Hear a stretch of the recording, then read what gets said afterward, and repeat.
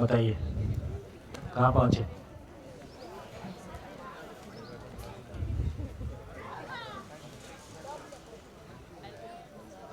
खुश दिख रहे पर्सन। क्या मेरा भाई?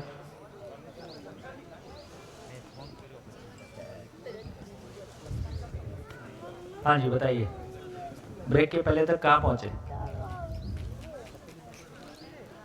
पहले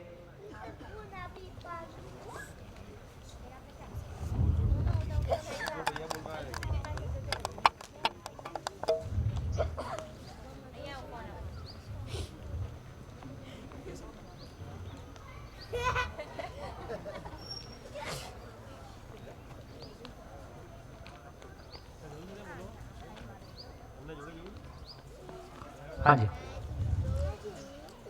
तो चलिए बात पूरी कर लेते हैं। काफ़ी सारी चर्चा तो हमारी हो गई है। तो देखिए, एक प्रश्न जो मोटे रूप में उठता है कि जीवन किस चीज़ को चला सकता है और किसको नहीं चला सकता है, इसका फैसला कैसे होगा? कैसे हम माने कि वो पेड़ पौधों को नहीं चलाता है या किसको चलाता है, उसका आधार क्या है? तो जितनी हमने मानव का अध्ययन किया, मानव का अध्ययन करके एक तो हमारी ये क्लैरिटी बनी कि जीवन किस शरीर को चला सकता है, जीवन किस तरह के शरीर को चला सकता है।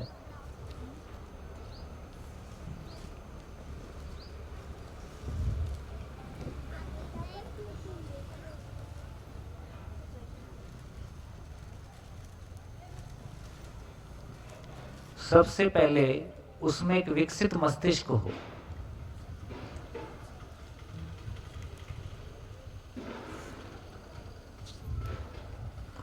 ये बात हमारी चर्चा में काफ़ी आई कि जीवन एक अभौतिक वस्तु है, वो भौतिक नहीं है।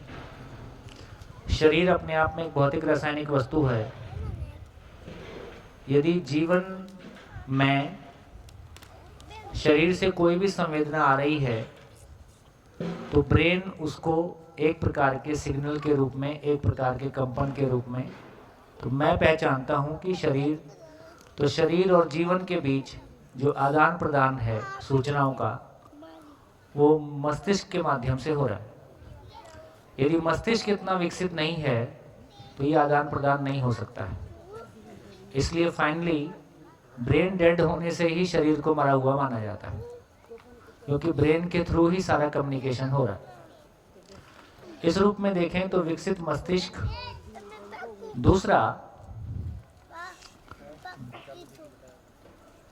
दूसरा हम ये भी देख सकते हैं कि यदि सामने वाले शरीर को कोई जीवन चलाता है तो उसकी पहचान का और आधार क्या हो सकता है? यदि सामने भी कोई जीवन है तो इसका मतलब है कि उसको हम कुछ सिखा सकते हैं।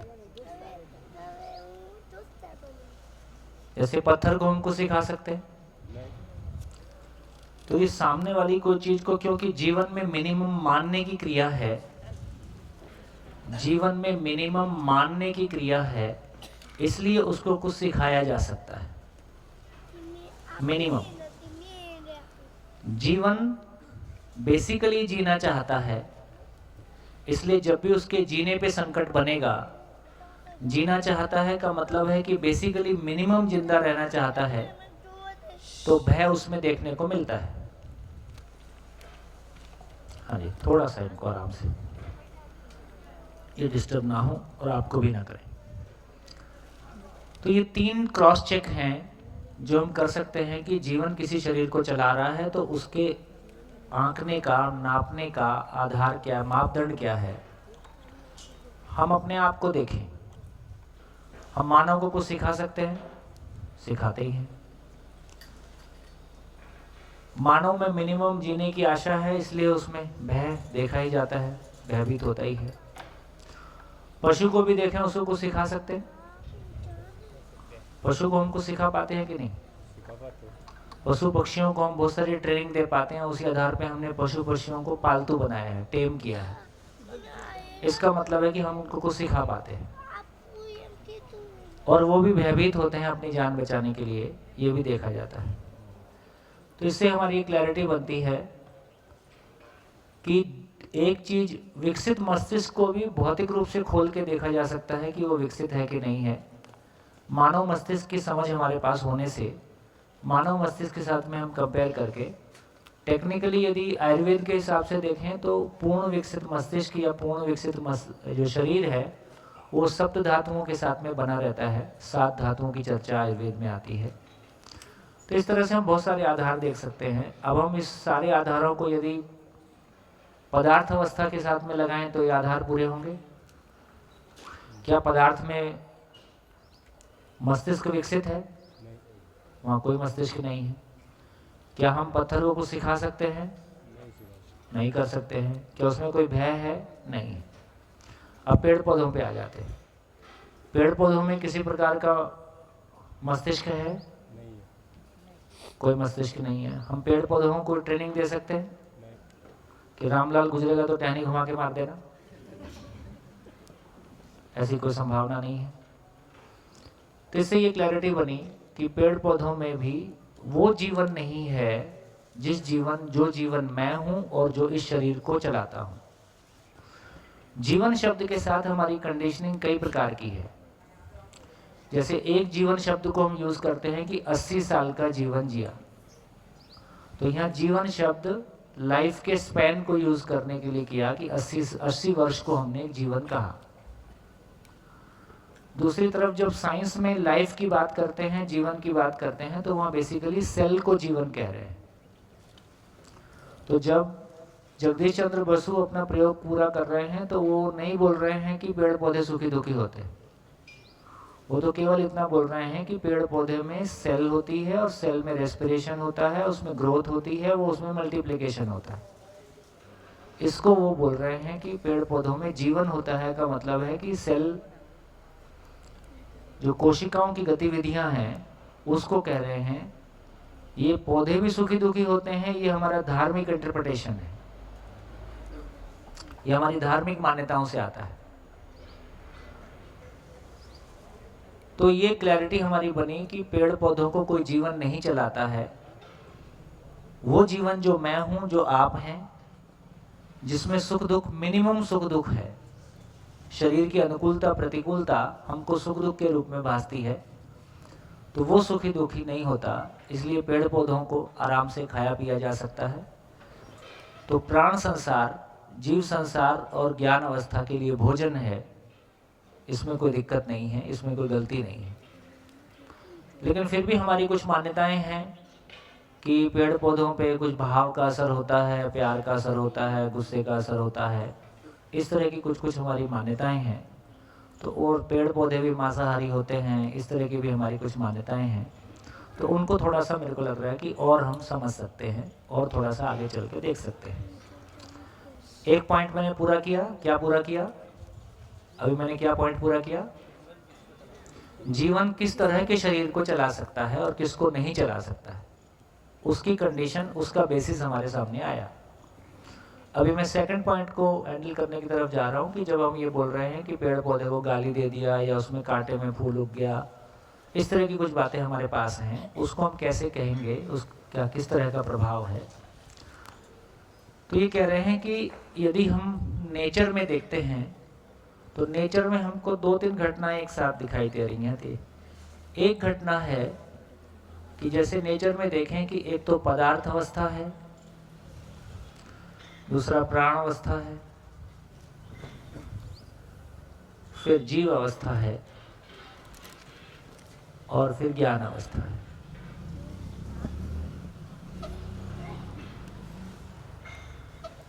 यदि इन अवस्थाओं को देखें तो इनमें कुछ हमको अंतर दिखाई देता है।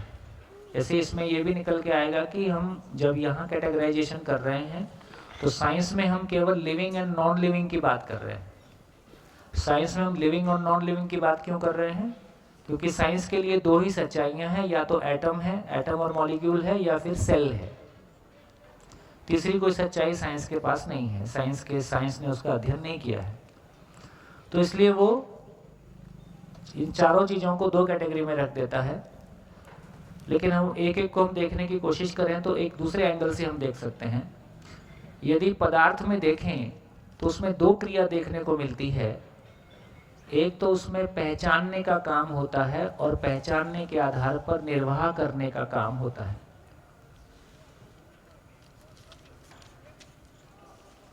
ये समझ में आ रहा है कैसे हो रहा है? पदार्थ में मिट्टी, पत्थर, मणि, धातु पदार्थ में अणु परमाणु एक दूसरे को पहचानते हैं और पहचाने रहते हैं कि बीच में छोड़ देते हैं? पहचाने रहते हैं। इसका मतलब पहचान का निर्वाह किए रहते हैं और लगातार निर्वाह करते हैं। हमको लोहे पे विश्वास ज़्यादा है कि अभी आदमी पे ज़्यादा है? लोहे पे ज़्यादा है। तो घर में गाली देने के अच्छे तरीके भी हो सकते हैं। तुम तो लोहे से भी गए बीते हो।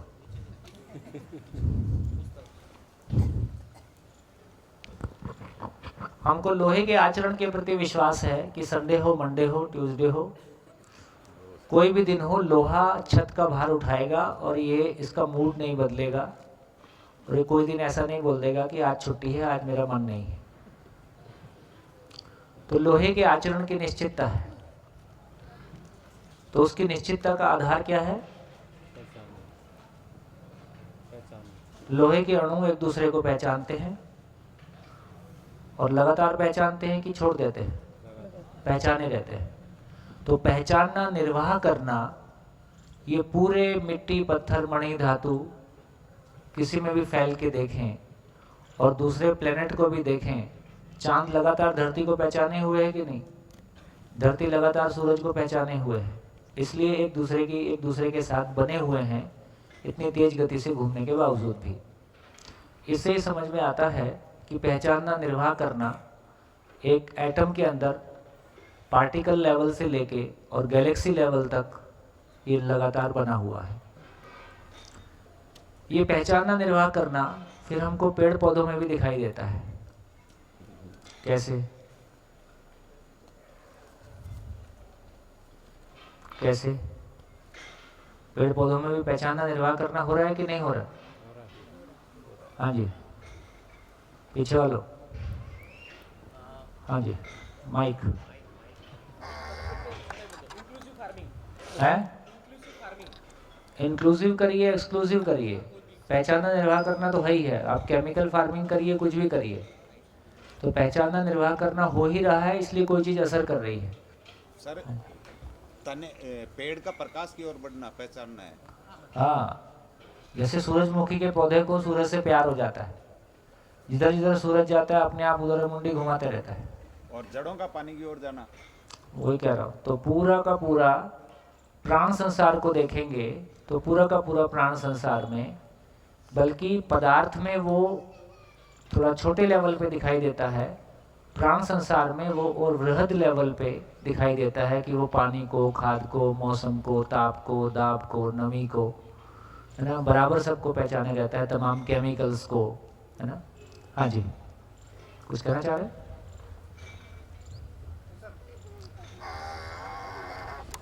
माइक ऑन नहीं है आपका।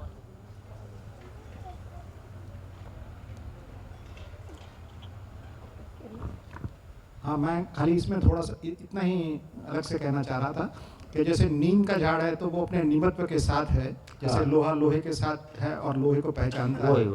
और ये थोड़ी सी आगे की है कि जो इसके अंदर फिर जो है वो रूट्स जो है वो भोजन वगैरह पानी से वगैरह लेते हैं, जबकि वो पदार्थ अवस्था है, ये प्राण अवस्था है, इतना फर्क है। हाँ, लेकिन पहचानना, निर्वाह करना, पहचान निर्वाह करना बहुत बहुत खुली आंखों से हमको दिखाई दे रहा है कि पहचानना, निर्वाह करना हो रहा है ना। तो इससे हमारी ये क्लैरिटी बनती है कि जो पहचानना, निर्वाह, बेसिकली पहचानना, निर्वाह करना वही हो रहा है, एटम और मॉलिक्यूल, लेकिन इसमें वही और वृहद लेवल पे हो रहा है। तो पहचानना और पहचानने के आधार पर निर्वाह करना, ये पदार्थ संसार में भी होता हुआ दिखाई देता है। निर्वाह, पहचानने के आधार पर निर्वाह करना है, पेड़ पौधे में भी दिखाई देता है। ये हमारे शरीर में भी दिखाई देता है कि नहीं? शरीर में जहर डाल दें तो पहचानना, निर्वाह करना अलग प्रकार से होता है। शरीर में पोषण डाल दें, दवाई डाल दें, पहचानना, निर्वाह करना, ठंडी का, गर्मी का, पहचानना, निर्वाह करना लगातार हो ही रहा है। तो मानव का शरीर हो, चाहे पशु पक्षी का शरीर हो, चाहे पेड़ पौधे हो, चाहे पदार्थ हो, सभी में पहचानना, निर्वाह करना होता हुआ हमको दिखाई देता है। जिन पौधों को हम मांसाहारी पौधे बोलते हैं उसमें क्या हो रहा है, जिस मच्छर को वो भोजन बनाता है इसका मतलब है कि वो उधर अपने भोजन को पहचानता है। जैसे मिट्टी भी आम का पेड़ और नीम का पेड़ आजू बाजू लगाएं, नीम का पेड़ उसी मिट्टी में से कड़वे तत्वों को लेता है, आम का पेड़ उसी मिट्टी में से मीठे तत्वों को लेता है और कोई मिक्सिंग नहीं होती है।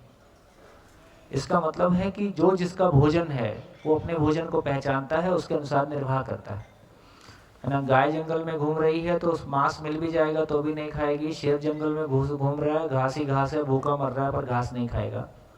तो हर वंश, हर पशु अपने भोजन को, मतलब वो एक अलग कैटेगरी में चला गया। मैं केवल अभी प्राणावस्था की बात कर रहा हूँ। तो इस सेंस में कहेंगे तो पहचानना, निर्वाह करना पूरे संसार में हमको दिखाई दे रहा है और खुली आंखों से दिखाई दे रहा है। तो अब जिनको हम मांसाहारी पौधे बोल रहे हैं वो भी हमको समझ में आ रहा है, वो भी पहचानना, निर्वाह करना ही है। अब जब हम कह रहे हैं कि गुस्सा और ये सब की बात भी कर रहे हैं तो उसको हम इतना ही समझ सकते हैं कि जब एक व्यक्ति गुस्से में होता है तो वो अव्यवस्थित है कि व्यवस्थित है? अव्यवस्थित है। जब एक व्यक्ति गुस्से में होता है तो उसके शरीर पे उसका सकारात्मक प्रभाव पड़ता है कि नकारात्मक प्रभाव पड़ता है? शरीर पे नकारात्मक प्रभाव पड़ता है। इसका मतलब है कि यदि एक जीवन में आवेश है तो ये शरीर रूपी पेड़ भी सूख जाता है। शरीर प्राणावस्था की इकाई है ना। और शरीर में जो अव्यवस्थित, शरीर भी एक प्राणावस्था की इकाई है, और शरीर में जो एक अव्यवस्थित कंपन बना है पूरा शरीर में, उसका प्रभाव पेड़ पौधे पे भी नेगेटिव जाता है। इस रूप में किसी प्रभाव की बात कर सकते हैं। मेरी गाली का जैसे मैं आपको किसी दूसरी भाषा में मुस्कुराते हुए गाली देता रहूं तो आपको कैसा लगेगा? आपको लगेगा कोई अच्छी बात बोल रहे हो भाई। तो आप, इसका मतलब है आप मीनिंग को समझ के परेशान या खुश होते हो या आप ध्वनि से हो रहे हो? तो ध्वनि से आप नहीं हो रहे हो। तो यदि सामने वाला, यदि पेड़ पौधे को मेरे गाली देने का मतलब है कि उसके मीनिंग को समझ के दुखी हो रहा है तो जीवन है। जीवन को किसी वाइब्रेशन से फर्क नहीं पड़ता है। जीवन वो एंटिटी है जिसको परमाणु बम के बीच में डाल के फोड़ दो तो कोई फर्क नहीं पड़े, है ना। तो जीवन किसी भी प्रकार के भौतिक रासायनिक प्रभाव से मुक्त है। मैं नहीं मरता हूं, मैं किसी भी प्रकार के भौतिक रासायनिक प्रभाव से मुक्त हूं। मरेगा तो मेरा शरीर मरता है, ये क्लैरिटी मेरी बनती है। तो मैं कोई चीज से प्रभावित नहीं हूं। ये तो हम पहले से भी बोल रहे हैं, मरता नहीं है, कटता नहीं है, फटता नहीं है, जलता नहीं है ना। तमाम बातें हम पहले से भी बोल ही रहे हैं। तो इसका मतलब है कि जीवन को तो उससे कोई फर्क नहीं पड़ता है। जीवन को किसी प्रकार की ध्वनि से कोई फर्क नहीं पड़ता है। जीवन को फर्क पड़ता है तो क्या फर्क पड़ता है? जीवन को दूसरे के अर्थ से भी फर्क नहीं पड़ता है। उसके अर्थ को वो स्वीकारता है तो फर्क पड़ता है। जीवन को नहीं तो कोई फर्क नहीं पड़ रहा है ना। तो इसका मतलब है, अब ये क्लैरिटी हमारी बन रही है कि यदि हम पेड़ पौधों पे मानव के किसी प्रभाव की बात कर रहे हैं तो बेसिकली वो जीवन का प्रभाव शरीर पे पड़ा, और शरीर का प्रभाव, शरीर भी एक प्राणावस्था की इकाई है और पौधे भी प्राणावस्था की इकाई है। तो एक इकाई का दूसरी इकाई पे प्रभाव पड़ता ही। इस सेंस में हम कोई बात कर सकते हैं। अभी क्लैरिटी बन गई। अब कुछ बचा हो तो बताइए। इस पार्ट में कुछ बताओ। तो हमने 2 बातें पूरी की।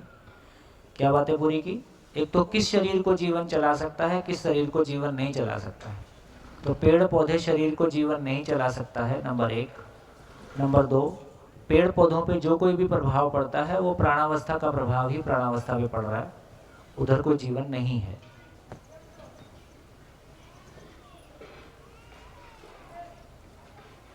आगे चलें, आगे चलते हैं।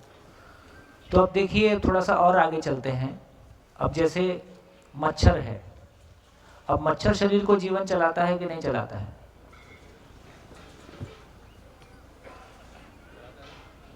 मच्छर शरीर को जीवन चलाता है कि नहीं चलाता है? क्या लगता है? हाथ, चलो, मच्छर शरीर को जीवन चलाता है। कितने लोगों को लगता है कि चलाता है? हाथ उठाइए, हाथ उठाइए, संकोच ना करें। कितने लोगों को लगता है कि नहीं चलाता है? कितने लोगों को लगता है कि टोटल कंफ्यूजन है? ये स्थिति ज़्यादा अच्छी है, कम से कम पता तो रहे कि कंफ्यूजन है। तो अब हम कंडीशन लगा के देखते हैं, क्या मच्छर शरीर में कोई विकसित मस्तिष्क है?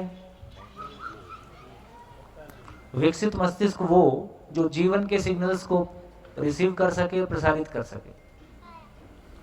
मच्छर शरीर को खोल के देखेंगे तो ऐसा विकसित शरीर वहां पे नहीं है, मस्तिष्क नहीं है। क्या मच्छरों को सिखाया जा सकता है? नहीं, ये हमारे पालतू मच्छर हैं और मेहमान आया तो छोड़ दिए, मैंने इनको काट काट के भगा के आओ। पैसे मांगने वाला है तो लगा दिए। और मच्छर भयभीत होता है? मच्छर भयभीत होता है कि नहीं होता है? होता है, होता है, होता है। कितने लोगों को लगता है कि मच्छर भयभीत होता है? हाथ उठाइए, है ना? मच्छर का भयभीत होना और कुत्ते के भयभीत होने में फर्क समझ में आता है कि नहीं? अभी जब धूप सुबह आ रही होती है तो धूप में बहुत सारे छोटे छोटे कण दिखाई देते हैं, उसको ऐसे मारने से सारे कण भाग जाते हैं कि नहीं? भागते हैं कि नहीं? भागते। सारे कण हिल जाते हैं ना। जब थोड़ी सी धूप आ रही होती है उसमें बहुत सारे कण दिख रहे होते हैं, उसमें ऐसा भी कुछ कर दोगे, हल्का सा भी कुछ करोगे तो सब कुछ भाग जाता है। तो ये डर रहे हैं कि क्या हो रहा है ना? इसका मतलब है कि मच्छर भी जो है ऑफिस टाइम पहचानता है। यदि आप सुबह सुबह देखेंगे तो मच्छर घर से बाहर निकल रहा होता है, और शाम को देखेंगे तो ऐसे ऑफिस में आ रहा होता है जैसे काम करके आ गया,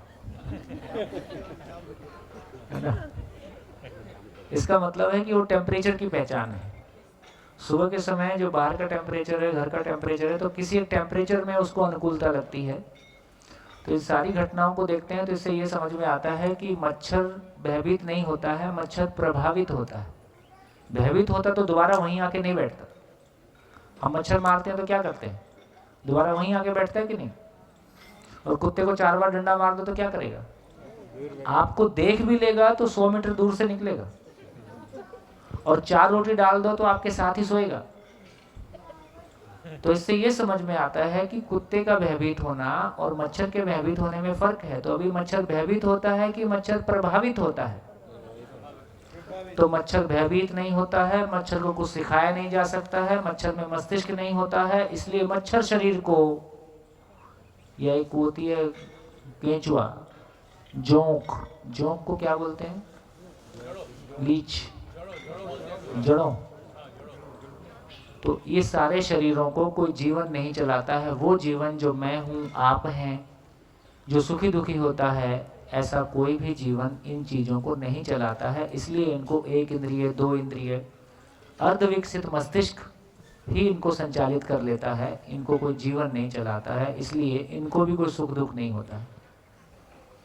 मच्छर को मरने से मच्छर को कोई दुख होता है, ऐसी घटना नहीं है।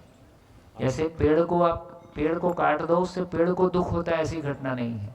हाँ, उसमें संवेदना का मतलब है कि हमको हलचल दिखाई देती है, कोई प्रभाव हमको दिखाई देता है। वो प्रभाव तो हमको हर चीज में दिखाई देता है। कोई कंफ्यूजन? भैया एक डाउट आया। हाँ, क्या आप ऐसा बोल रहे हो जो प्राण है और जीवन है उसमें चेतना का डिफरेंस है, और ब्रेन होने की वजह से वो हम समझ पाते हैं? हाँ, चेतना का नो, चेतना शब्द चैतन्य जो आप अभी बोल हाँ, रहे चैतन्यता जो है, अभी चैतन्यता शब्द मेरे को लग रहा है ज्यादा अनुकूल है। तो चैतन्यता शब्द जो है वो जीवन का एक्सप्रेशन है। जीवन में 5 इंद्रियों के माध्यम से या अपनी अनुकूलता प्रतिकूलता में जो सुख दुख को महसूस करना है, वो चैतन्यता वाला भाग जीवन का एक्सप्रेशन है। वो सेल का एक्सप्रेशन नहीं है। सेल में व्यवस्था या अव्यवस्था है। जैसे अपन ने चर्चा किया कि पैर को काटो या पैर में कोई चोट लगती है तो पैर में कोई दर्द नाम की चीज नहीं है। वो या तो एक व्यवस्थित रचना है या अव्यवस्थित रचना है। तो मैं तब तक बोल सकती हूँ अगर मैं चैतन्यता नहीं है तो मैं सिर्फ प्राण हूँ, इसीलिए मुझे फर्क नहीं हाँ, पड़ता। इसलिए जब तक चैतन्यता का मतलब है कि यदि व्यक्ति कोमा में चला गया या इससे ज्यादा अच्छा एग्जाम्पल है कि वेंटिलेटर पे रखा है, तो वेंटिलेटर पे मरे हुए आदमी को भी रखा जा सकता है। है ना। अभी बहुत सारे हॉस्पिटल वेंटिलेटर पे आदमी को रख के उसका बिल बनाते रहते हैं।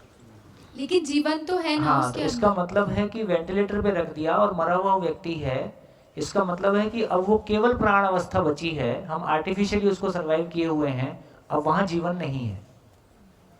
इसके बावजूद भी उसका कोई फंक्शन काम कर रहा है, क्योंकि हमने आर्टिफिशियली उसको वेंटिलेटर पे रखा हुआ है। तो कुछ ऐसा देर के लिए, कुछ समय के लिए ऐसा हो सकता है।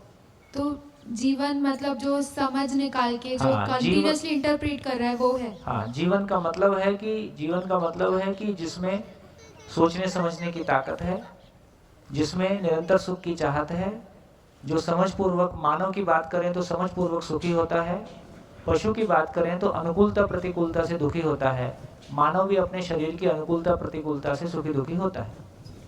ये जो सुखी दुखी होने वाली चीज है, तो पूरे अस्तित्व में, पूरे ब्रह्मांड में, पूरे अस्तित्व में सुखी दुखी होने वाली एकमात्र इकाई जीवन है, मैं हूं। इसके अलावा कोई भी दूसरी चीज ऐसी नहीं है पूरे एग्जिस्टेंस में जो सुखी दुखी होती है। ओके, तो एक जीवन जब जो दूसरे जीवन के साथ कम्युनिकेट करता है तो बहुत बार हमारे साथ ऐसा होता है, कोई गुस्से में बोल रहा है लेकिन वो हम भाव पकड़ लेते तो हम उसको समझ में आ जाता है कि वो हमारा अच्छा चाहता है, या कोई अच्छे से भी बात करता है तो हमें समझ में आ जाता है वो हमें उल्लू बनाने की कोशिश कर रहा है। बिल्कुल, तो तो मीनिंग को समझ, तो मीनिंग को समझने वाला चीज है ये या जीवन हम है। कभी कभी गलत मीनिंग निकाल देते हैं। कभी-कभी तो गलत वो एक meaning। जीवन दूसरे जीवन से जब कम्युनिकेट कर रहा है तो वो समझ के अनुसार उसमें से कुछ ना कुछ चीज निकाल रहा है। ये अधिमूल्यन, अवमूल्यन या ओवर इवेल्युएशन, अंडर इवेल्युएशन, ये हाँ। तमाम चीजें, यही घटना जीवन के साथ होती है। इसके अलावा भौतिक रासायनिक संसार में ऐसी कोई घटना नहीं घटती है। वहाँ जो भी होता है प्रकृति के नियम के अनुरूप होता है। तो इसीलिए जिसने जीवन को समझ लिया, जो उसको पता है मैं कंप्लीट हूँ, कोई कुछ भी कर ले नहीं कर सकता, इसलिए उस पर असर नहीं होता। हाँ, इसलिए एक बार ये समझने के बाद कि मैं जीवन हूँ, एक बार ये समझने के बाद कि मैं जीवन हूँ, यदि उसकी अनुभूति मुझको हो जाती है तो कम से कम एक तो फिजिकली ये समझ में आ गया कि इसको कोई नुकसान वैसे भी नहीं पहुंचाया जा सकता है। आज और अभी भी हम सभी आज और अभी अमर हैं, हम सभी आज और अभी अमर है। तो अमरता को पाना है कि अमरता को पहचानना है? अच्छा, तो क्या मैं पदार्थ से जीवन की तरफ आ रही हूँ या जीवन से ही जीवन की तरफ आ रही हूँ? अब आपका मतलब क्वेश्चन प्राण ये, से अब जीवन। आपका क्वेश्चन ये है कि जीवन कहाँ से आया, हाँ, तो उसकी चर्चा मैं अभी नहीं कर रहा हूँ, ओके। है ना। लेकिन अब हमारी ये क्लैरिटी बन रही है कि आज और अभी सारे पशु शरीर को चलाने वाले जीवन और मानव शरीर को चलाने वाले जीवन, इसी क्षण आज और अभी सभी अमर हैं ही। केवल मैं स्वयं को शरीर मानता हूं, इसलिए अपनी मृत्यु से डरता हूं। यदि मुझको अपने जीवन होने का एहसास होता है तो मुझको इसी क्षण अपनी अमरता स्वीकार होती है। तो फिर कोई भौतिक रासायनिक संसार की कोई चीज मुझको छू ही नहीं सकती, ये पता चलता है। और यदि मैं अपने आप को जीवन रूप में पहचान लेता हूं तो मैं स्व मूल्यांकन करने की स्थिति में आ ही जाता हूं, तो किसी के मूल्यांकन से भी मैं परेशान नहीं हो सकता हूं, तो मैं अप्रभावित वस्तु हो जाता हूं। ये जगह किसको कह रहे हैं कि पूर्णता की बात हो गई, इसको क्रिया पूर्णता बोल रहे हैं, उसकी चर्चा आगे करेंगे। तो ये जीवन का महिमा हो गया, है ना। जहाँ जीवन इस सृष्टि के किसी भी प्रकार के प्रभाव से, नेगेटिव प्रभाव से मुक्त हो गया और वो इरिवर्सिबल है, अब ये नीचे नहीं आएगा, हमेशा उसी स्थिति में रहेगा। मानव शरीर चलाए मत चलाए, यही संस्कार पूर्णता है, यही संस्कार पूर्णता है। यहाँ पूर्ण हो गया, अधूरेपन से मुक्ति हो गई। हाँ जी, कहाँ पहुंचे, कहाँ पहुंचे? तो पहचानना निर्वाह करना। तो पहचानना निर्वाह करना की स्थिति हमने देखी कि पेड़ पौधों में भी कैसे होती है। अब जीवन की तरफ आए तो पशु शरीर को देखें। पशु शरीर में जीवन शरीर चला सकता हूं, इतने को प्रमाणित करता है। पशु शरीर में जीवन का स्वयं का महिमा व्यक्त नहीं होता है, नहीं हो सकता है, क्योंकि वो शरीर ही अपने आप में उतने के लायक ही है। तो पशु शरीर को चलाता हुआ एक जीवन, और जीवन की स्थिति भी वैसी ही है। तो जीवन अपनी किसी विकास क्रम में, जीवन अपने किसी जागृति क्रम में मैं शरीर चला सकता हूं, इतने को प्रूव करता है। इसका नाम जीव अवस्था है। और जीवन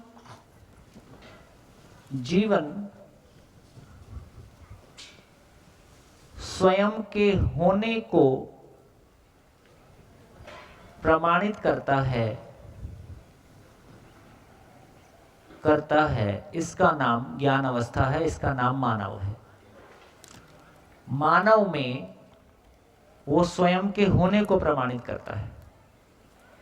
मैं हूं का मतलब है कि मैं जीवन हूं।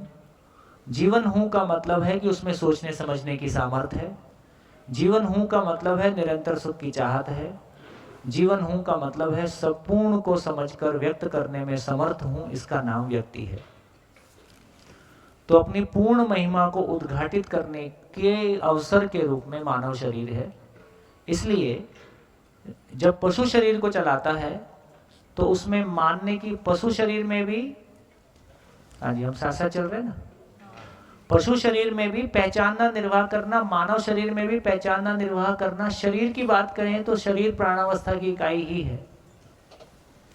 अब जब मैं जीव अवस्था के कॉलम में लिख रहा हूं तो बेसिकली पशु के आचरण को लिख रहा हूं, जीवन की महिमा को लिख रहा हूं।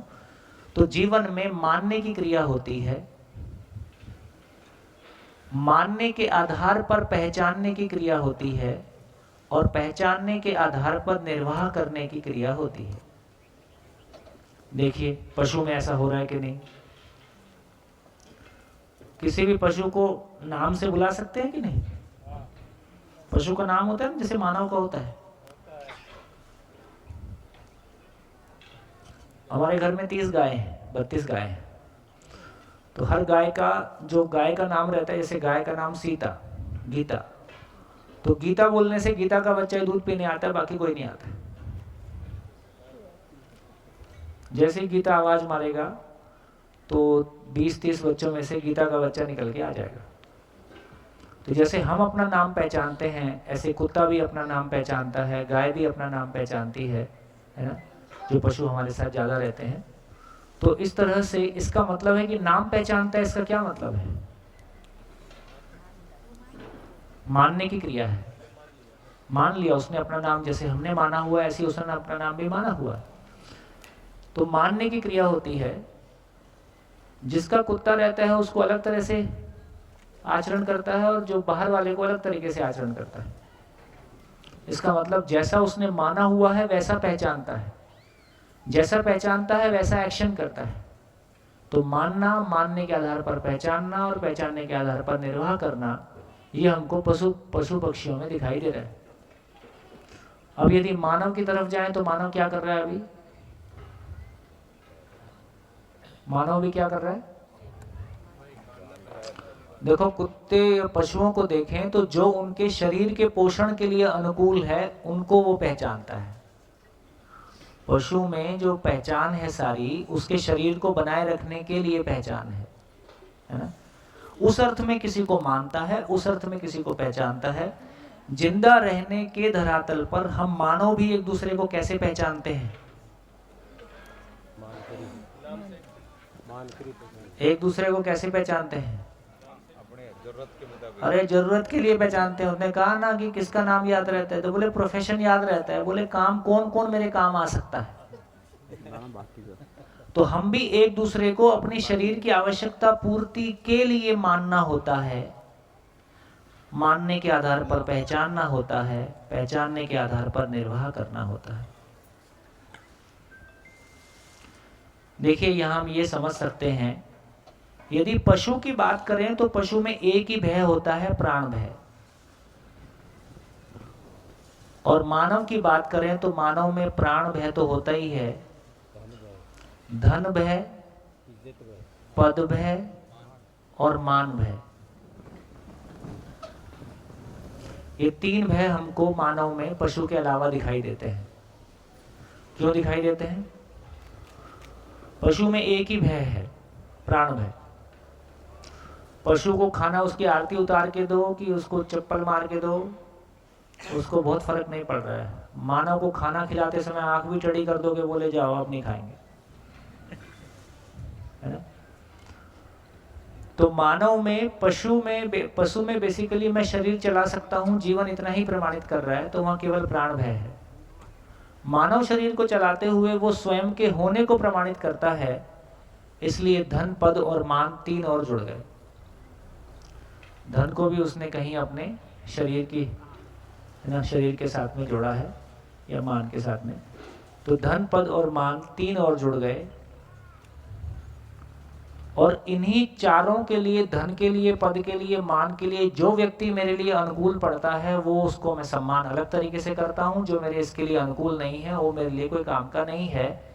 तो देखो, पशु भी अपने शरीर की अनुकूलता प्रतिकूलता के अर्थ में दूसरे मानव को पहचानता है, और मानव भी अपने शरीर की अनुकूलता प्रतिकूलता के अर्थ में दोनों को एक दूसरे को पहचानता है। कहाँ पहुंचे? कहाँ पहुंचे? जीव अवस्था में। कहाँ पहुंचे? ऑस्ट्रेलिया? कहाँ पहुंचे? जीवन में बहुत मुश्किल है। ये सब भोगने वाले हो जो करवा रहे हो। भोग में ही पहुंचे। कहाँ पहुंचेंगे? कहाँ पहुंचे? जीव अवस्था में। पशु का आचरण कर रहे हैं, इसलिए बोला एनिमल कॉन्शियसनेस। पशु का आचरण करके हम खुश हो जाएंगे, ये हो नहीं सकता। चाहे चार्टर्ड एरोप्लेन घर पे रख लें, उससे कोई फर्क नहीं पड़ता, हमारा आचरण पशु का ही होता है।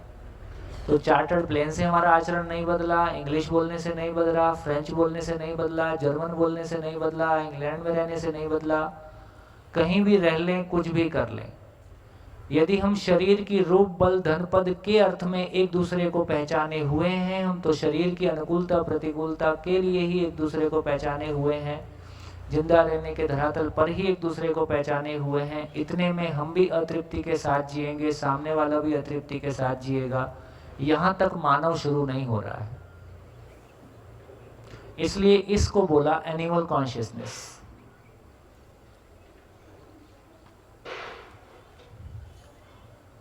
बढ़िया। मैं बार बार इस बात को आपको ध्यान दिलाना चाहता हूं कि मेरे बोलने से ऐसा कोई मैसेज नहीं जाए कि धन काम की चीज नहीं है, पद काम की चीज नहीं है। मैं ऐसा नहीं कह रहा हूं। धन बहुत काम की चीज है, पद को बहुत काम की चीज है, लेकिन उसको सदुपयोग करने वाला होगा तो, है ना? ठीक है। तो ऐसा मैसेज नहीं जाए कि शिविर से कोई ऐसी बात कही जा रही है कि धन नहीं कमाना है या धन के बिना काम चल जाएगा, ऐसा नहीं कहा जा रहा है। आप बिल्कुल अरबों में रखो, लेकिन उसके सदुपयोग करने की समझ के साथ हो, है ना? तो हमारा रूप, बल, धन, पद जो कुछ भी होगा उसका हम बेहतर सदुपयोग कर पाएंगे और बेहतर खुद भी लाभान्वित होंगे और समाज और बाकी लोग भी उससे लाभान्वित होंगे। यहाँ तक बोला कि मानव, इसलिए आपने अपनी छोटी, जब हमारी संस्कृत की किताब हुआ करती ना, उसमें वो श्लोक हुआ करता था, ज्ञान बिना मानव पशु के समान है, ऐसा उसका मीनिंग हुआ करता था। अब ये क्लैरिटी बन रही है कि क्यों ऐसा बोला गया, है ना? अब यदि मानव की शुरुआत है, यदि मानव सही अर्थों में होना है, तो बेसिकली ये कह रहे हैं कि मानव का इतना ही मतलब है कि उसमें जानना के आधार पर सारी घटना होगी, जानना के आधार पर मानना होगा। ये पूरा का पूरा जानने के आधार पर होगा। यहां से मानव हो गया, इसका नाम मानव चेतना, इसका नाम जीव चेतना, और ये जीव चेतना से मानव चेतना की यात्रा।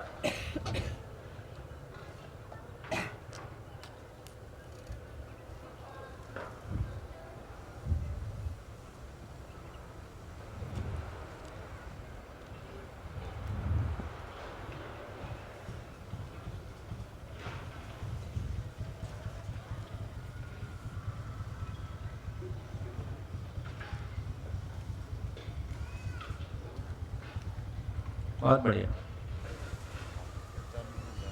ठीक हो गया। अब क्या बचा? अब कौन आंसर कर सकता है कि साइंस में क्यों 2 में ही काम चल रहा है और सच्चाई है नहीं? सच्चाई ये है कि जितनी भी एंटिटीज हैं उनको 4 से कम में नहीं देखा जा सकता। पदार्थ अवस्था, प्राण अवस्था, जीव अवस्था और ज्ञान अवस्था, ये 4 क्यों बोला गया? 2 में क्यों काम नहीं चल रहा है?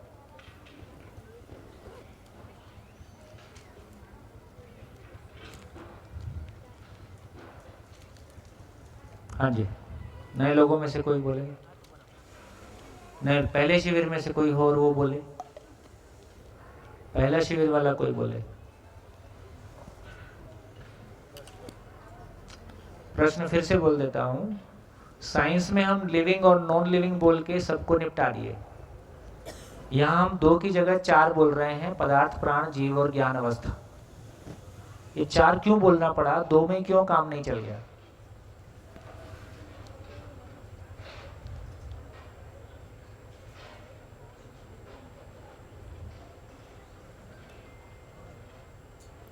हाँ जी, माइक पीछे, पीछे माइक।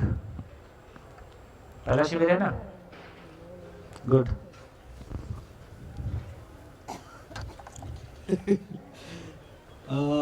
साइंस की बात करें तो साइंस ने सिर्फ लिविंग और नॉन लिविंग यानी जिंदा और मुर्दा में ही भेद किया है। वो जिंदा रहने के धरातल पे ही बात करते हैं, उसमें जीव या जीवन का कोई महत्व नहीं है। और जबकि यहाँ पे हम उसी से 4 अवस्थाएं बताते हैं कि जिनमें चैतन्य है, जिनमें चेतना जीवन है, वो अलग है। और जो सिर्फ जिंदा रहने के मतलब कोशिकाओं के धरातल पे जिंदा है, वो जिंदा है लेकिन विथ जीवन अलग है। इसके लिए हम यहाँ पे 4 कर रहे हैं। तो यदि साइंस के लिए 2 ही सच्चाई हैं, एटम, मॉलिक्यूल और सेल, जबकि सच्चाई 2 है कि 3 है? इकाई के रूप में देखें तो 2-3 सच्चाई हो गई। एक तो एटम, मॉलिक्यूल तो एक ही बात हो गई, दूसरा कोशिका हो गया, तीसरा ये जीवन नाम की चीज हो गई। तो बेसिकली 3 हो गई। 3 में जब वो जीवन पशु शरीर को चलाता है तो वो बेसिकली शरीर चला सकता हूं इतना ही प्रूव करता है, इतना कोर्स पूरा करता है, इसलिए उसको अलग पहचानना पड़ा। मानव एकमात्र इकाई ऐसी है जहां जीवन जब शरीर को चला रहा है तो बेसिकली अपने होने को प्रूव करता है। अपने होने को प्रूव करता है मतलब अपने समझने को प्रूव करता है। यहां वो आचरण के साथ में जीता है। तो मानव ज्ञान अवस्था की इकाई है का मतलब वो ज्ञान से कम में तृप्त नहीं होता है ना। इसलिए मानव को एक कैटेगरी अलग पहचाना गया, उसको पशु में शामिल नहीं कर सकते। इसलिए हम यहाँ 4 भाग में पहचानने की कोशिश कर रहे हैं। इसमें ठीक किया कि गलत किया? बढ़िया। ठीक हो गया।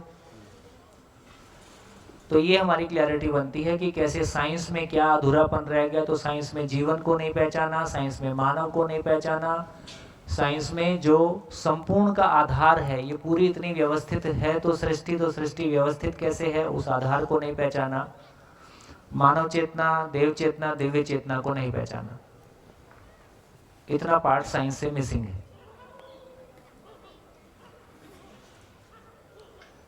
बोलिए, इसमें अब कोई क्वेश्चन है तो बताइए।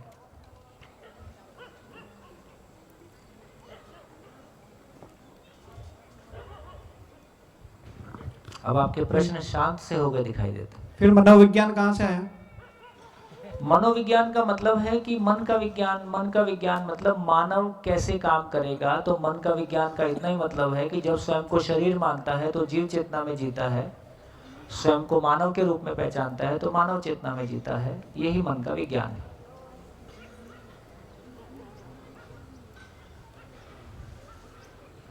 अभी तक हम मानव को क्या बता रहे? अभी तक हम मानव को इतना ही बता रहे कि वो शरीर ही है और कुल मिला के काम के अलावा कुछ सोच नहीं सकता है। इंटेलेक्चुअल एनिमल बोला, कभी सोशल एनिमल से आगे जा नहीं सके हम। कभी इंटेलेक्चुअल एनिमल है, कभी सोशल एनिमल है एनिमल ही। एनिमल है तो एनिमल जैसे ही बिहेव करेगा। थोड़ा पढ़ा लिखा एनिमल इंग्लिश में बोलेगा, हिंदी में बोलेगा, जर्मन में बोलेगा, आचरण वही करेगा। इसलिए बार बार बोलता हूं, हमने अपनों से दुख पाया कि परायों से पाया? हम अपनों को दुख देना चाहते हैं कि सुख देना चाहते हैं? हम अपनों को सुख देना चाहते हैं, वो भी हमको सुख देना चाहते हैं, लेकिन सुख की समझ नहीं है, सुखी होने की योग्यता नहीं है, दूसरे को सुखी करने की योग्यता नहीं है। एड्रेस नहीं कर पाए। हाँ, एड्रेस नहीं कर पाए। एड्रेस, सुख का एड्रेस नहीं है। हाँ जी। भैया जब तक एज अ होल नहीं देखेंगे तब तक पार्ट्स में देखने की वजह से कंफ्यूज होते रहेंगे हम। होते रहेंगे। पार्ट्स अपने आप में, मैंने पहले भी कहा कि पार्ट्स को मिला के पूरी पिक्चर नहीं बनती है, होल को समझने से पार्ट समझ में आता है। इसलिए ये समझना जब भी होता है, आगे बात करेंगे, समझना होल टू पार्ट होता है कि पार्ट टू होल होता है। Part to whole, whole to part होता है। होल हम टू- पार्ट टू होल की तरफ, हम पार्ट टू होल की बॉटनी जूलॉजी सारी चीजें जैसे ये जैसे पार्ट टू समझ होल में है, आगे- इसलिए सब कुछ हमको बोरियत, हमको नहीं समझ में आता है अरे क्या हो रहा है, क्यों हो रहा है ना। नौकरी का लालच नहीं हो और पैसे का लालच नहीं हो तो क्लास में एक ही दो पढ़ेंगे, बाकी सब छोड़ के भाग जाएंगे।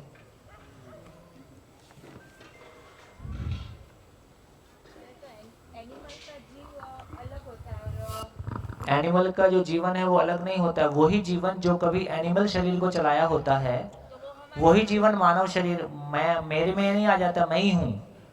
आपने कभी पशु शरीर भी चलाया होगा और सबका आचरण देख के कैसा लगता है, उधर से आए हुए नहीं लगते। कोई को तो ऐसा लगता है बिल्कुल एकदम ताजा ताजा आ रहा है।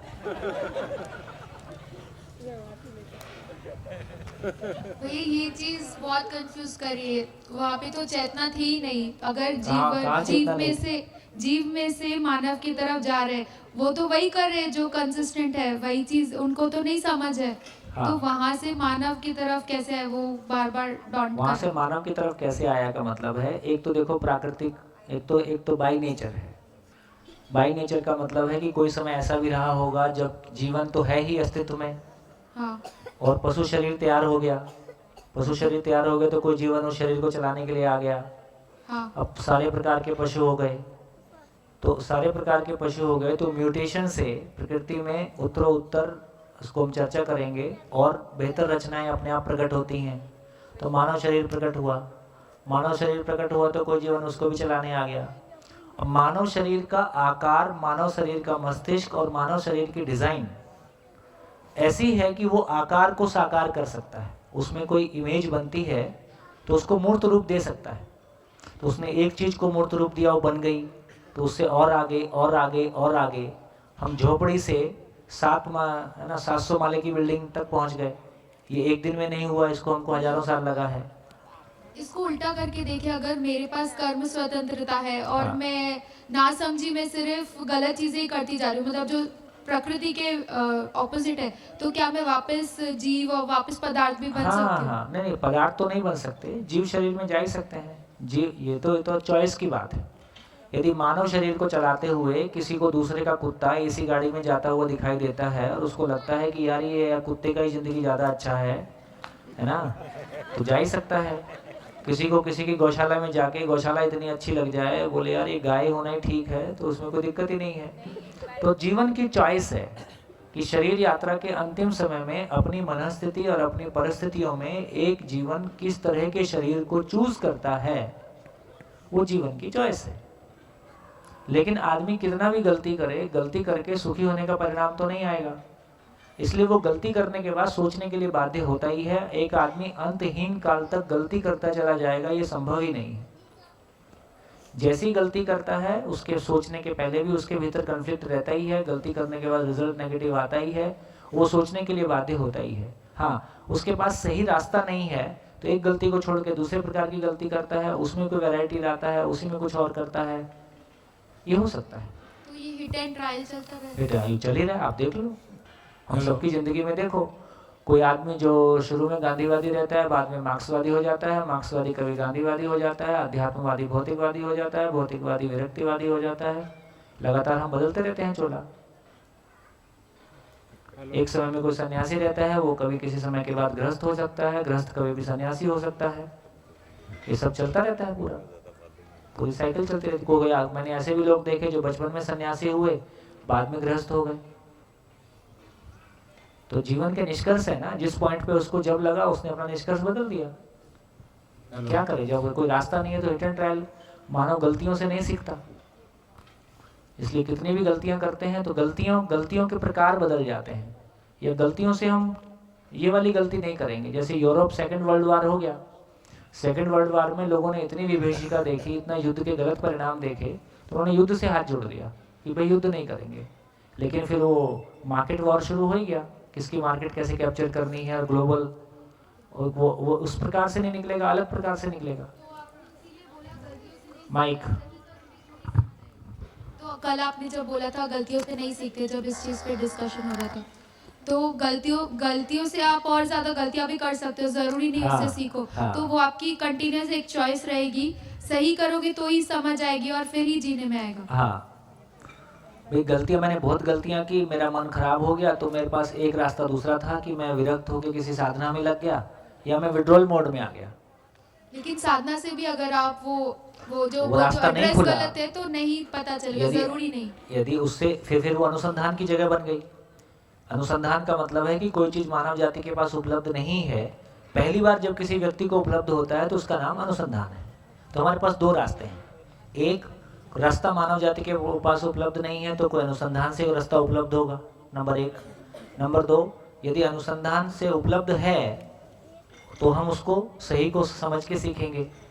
दो ही रास्ते हैं। हाँ, क्योंकि आज आश्रम सुन के ही घर वालों को डर लगता है हाँ, कि पता नहीं अंदर क्या हो रहा नहीं, होता। बिल्कुल ठीक है। विपश्यना सुन के ही मेरे घर वाले डर गए थे कि पता नहीं कहाँ जा रहे हैं। विपश्यना नहीं है, देखो नहीं, खासकर I'm just saying नहीं कि नहीं, वो मैं वही इतना- कह रहा हूँ कि मामला विपश्यना का नहीं है। मामला है कि जब भी देखो एक लड़का 10 साल मेहनत दिल्ली में रह के 10 साल IAS के लिए मेहनत करता है, असफल होकर घर लौट आता है तो घर वाले को इतना परेशान नहीं होते, भाई ठीक है अभी कोशिश की है नहीं हुआ।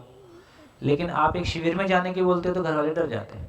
सबको यही लग रहा है कि मैं हाँ, कुछ पता वैसा- नहीं ये सन्यासी हो जाएगा, घर छोड़ के चला जाए। अच्छा, उसमें भी डर नहीं है, उसमें भी ये अश्योरिटी हो कि इसका जीवन सफल हो जाएगा।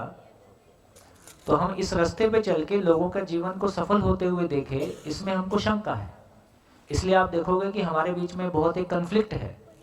सन्यासी घर में आएगा तो उसको साष्टांग प्रणाम भी करेंगे और अपना बच्चा उस रास्ते पे ना जाए उसको सुनिश्चित भी करेंगे।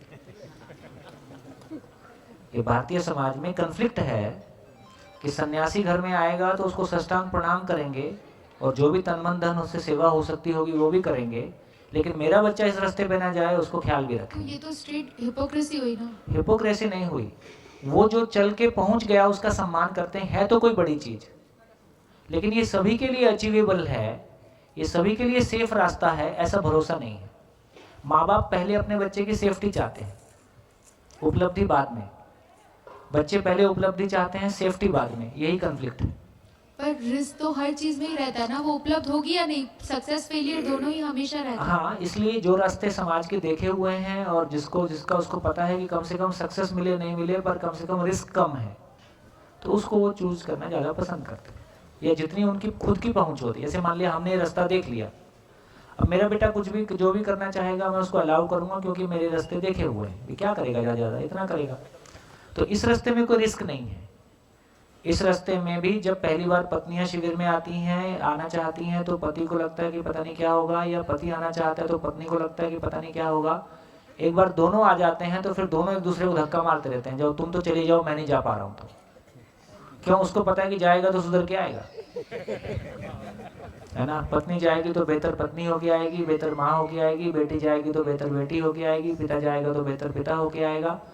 तो ये हमको अपने परिवार को, हम परिवार में वो काम, परिवार को उस लायक कैसे बना लें कि जिन सभी चीज़ों की, तो कुछ चीज़ छोड़ने की बात नहीं हो रही है कि हमारा घर भी अच्छा हो, कपड़े भी अच्छे हो, गाड़ी भी अच्छी हो, मन भी अच्छा हो, इसमें क्या दिक्कत है। तो कोई चीज़ छोड़ने की बात नहीं है, जो चीज़ है उसका सदुपयोग करने की बात है।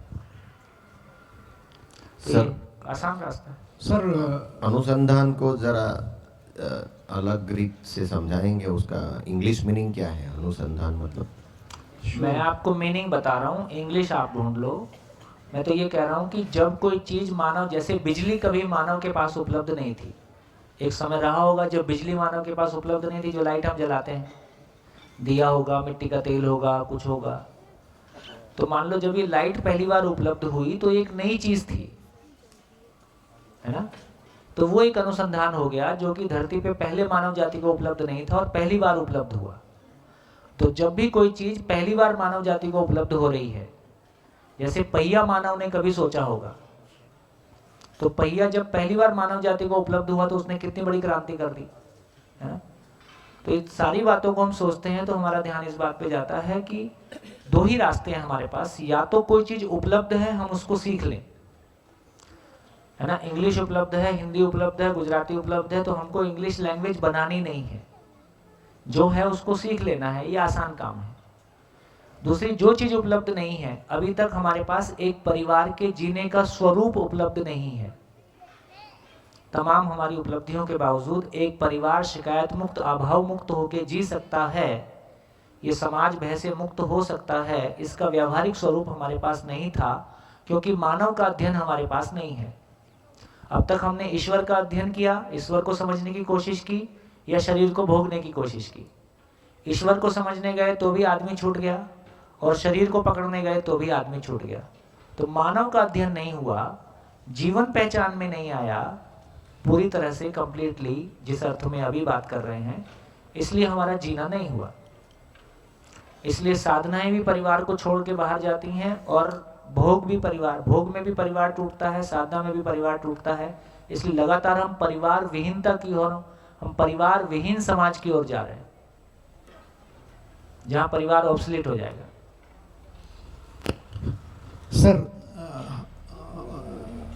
हम साइंस ने जो है वो मैमल्स और अदर एनिमल्स को जो है वो अलग तरह से पहचाना है और उसमें अंतर पाया है, जबकि दर्शन के अंदर जो है हमने मस्तिष्क के आधार पर मानव को ज्ञान अवस्था और पशु को पहचाना है। तो क्या दूसरे जो जानवर हैं या पशु पंछी हैं, उनको दर्शन में कुछ अलग तरह से रखा गया है या एक ही तरह से रखा गया है? दर्शन में भी यही कह रहे हैं कि जो मैमल्स हैं उन्हीं में संभावना, उन्हीं की ज्यादा संभावना है कि जीवन उन शरीरों को चला सकता है। जो शरीर से शरीर पैदा करते हैं, पिंडज, मानव शरीर से शरीर ही पैदा होता है, अंडा पैदा नहीं होता है। तो इन शरीरों को जीवन चलाएगा, इसकी संभावना ज्यादा है, चाहे समुद्र में है, आकाश में है, धरती पे। हाँ जी सर, मुझे पूछना था, क्या हम सही को जानते हैं कि हमें कुछ करके सही पहचानना होगा? हमको पहले सही की सूचना पाना होगा, सही की सूचना को तर्कपूर्वक अपने भीतर स्थिर करना होगा। उसकी आवश्यकता हमको लगती है, जीने की आवश्यकता हमको लगती है, तो उस अर्थ में उसका साक्षात्कार होगा। सही मतलब क्या? हाँ। सही का इतना ही मतलब है कि एटम है, सेल है, जीवन है, और इनके पीछे इनके मूल में कोई चीज है कि सब कुछ इतना व्यवस्थित है ना। तो बेसिकली जो सच्चाई है वो सूक्ष्म है। करके करने वाला तो समझ के करना है कि करके समझना है? समझ के करना। तो समझ के करने वाला काम ही सफल होता है। तो समझने का काम है ना बड़ा है, करने का काम फिर काफी छोटा है। जब समझे नहीं है तो करना काफी फैल गया है। ओके। नहीं तो जैसे अभी आपने कहा कि मानव में जानना, लाइक मानव चेतना ऑलरेडी एग्जिस्ट करती है। जी नहीं, मानव को मानव चेतना को पाना है। पाना है। हाँ, एग्जिस्ट करते तो फिर कामना कर रही होती। तो हमें तो नहीं, ये पहचानना जो शब्द आता है तो मतलब पहचानना का मतलब एग्जिस्टेंस में है। ओके। पहचानने का मतलब है कि आज की डेट में मुझ में नहीं है, हाँ। लेकिन कल मुझ में आ जाएगी। लेकिन कोई मानव ऐसा है ही है जिसमें है। इस प्लेनेट पे नहीं होगा तो दूसरे प्लेनेट पे ऐसी परंपरा होगी जहां मानव जागृत होगा ही, क्योंकि पूरे अस्तित्व के बारे यदि यहाँ इतना है तो इससे अधिक भी होगा, इससे कम भी होगा, नेचुरल सी बात। तो जब ये कह रहे हैं कि नीम का एक निश्चित आचरण है, लोहे का एक निश्चित आचरण है, और यदि इस सृष्टि में मानव है तो उसका कोई निश्चित आचरण है, जब है बोल रहे हैं तो इसका मतलब है कि मानव का आचरण एग्जिस्टेंस में पहले से ही है। वो जो है उसको हमको पहचानना है।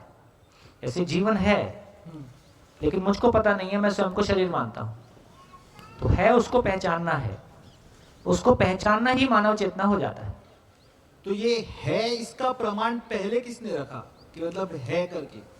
है का मतलब है किसी मानव ने पहचाना ही भी, हमसे पहले भी लोगों ने पहचाना ही है कि कोई आत्मा नाम की चीज होती है, लेकिन हम सब ने तो नहीं पहचाना। हमारे घर में तो ऐसा नहीं दिख रहा है। ओके, वही। तो हम में, हमारे बीच में से ही कुछ लोग ज्यादा मेहनत करते हैं एक दिशा में, और कुछ चीजों को पहचान लेते हैं, फिर वो सबको बता देते हैं। मतलब यही है कि मतलब फिर एक दिन सबको पता चल जाता है। हाँ, तो सही का एक आचरण है जिसे हमें पहचानना है और फॉलो करना है। हाँ। Okay, thank you sir. जैसे आपने अभी कहा कि हम परिवार से या तो भोग की तरफ जा रहे हैं या फिर त्याग की तरफ जाते हैं, परिवार नहीं बच रहे हैं, परिवार नहीं बचेगा इसमें दोनों में। तो परिवार की ये जो बनावट है, ये जो मैकेनिज्म है, उसका कोई ऑप्शन नहीं सोच सकते हम लोग? वही तो सोच रहे, वही तो बता रहे।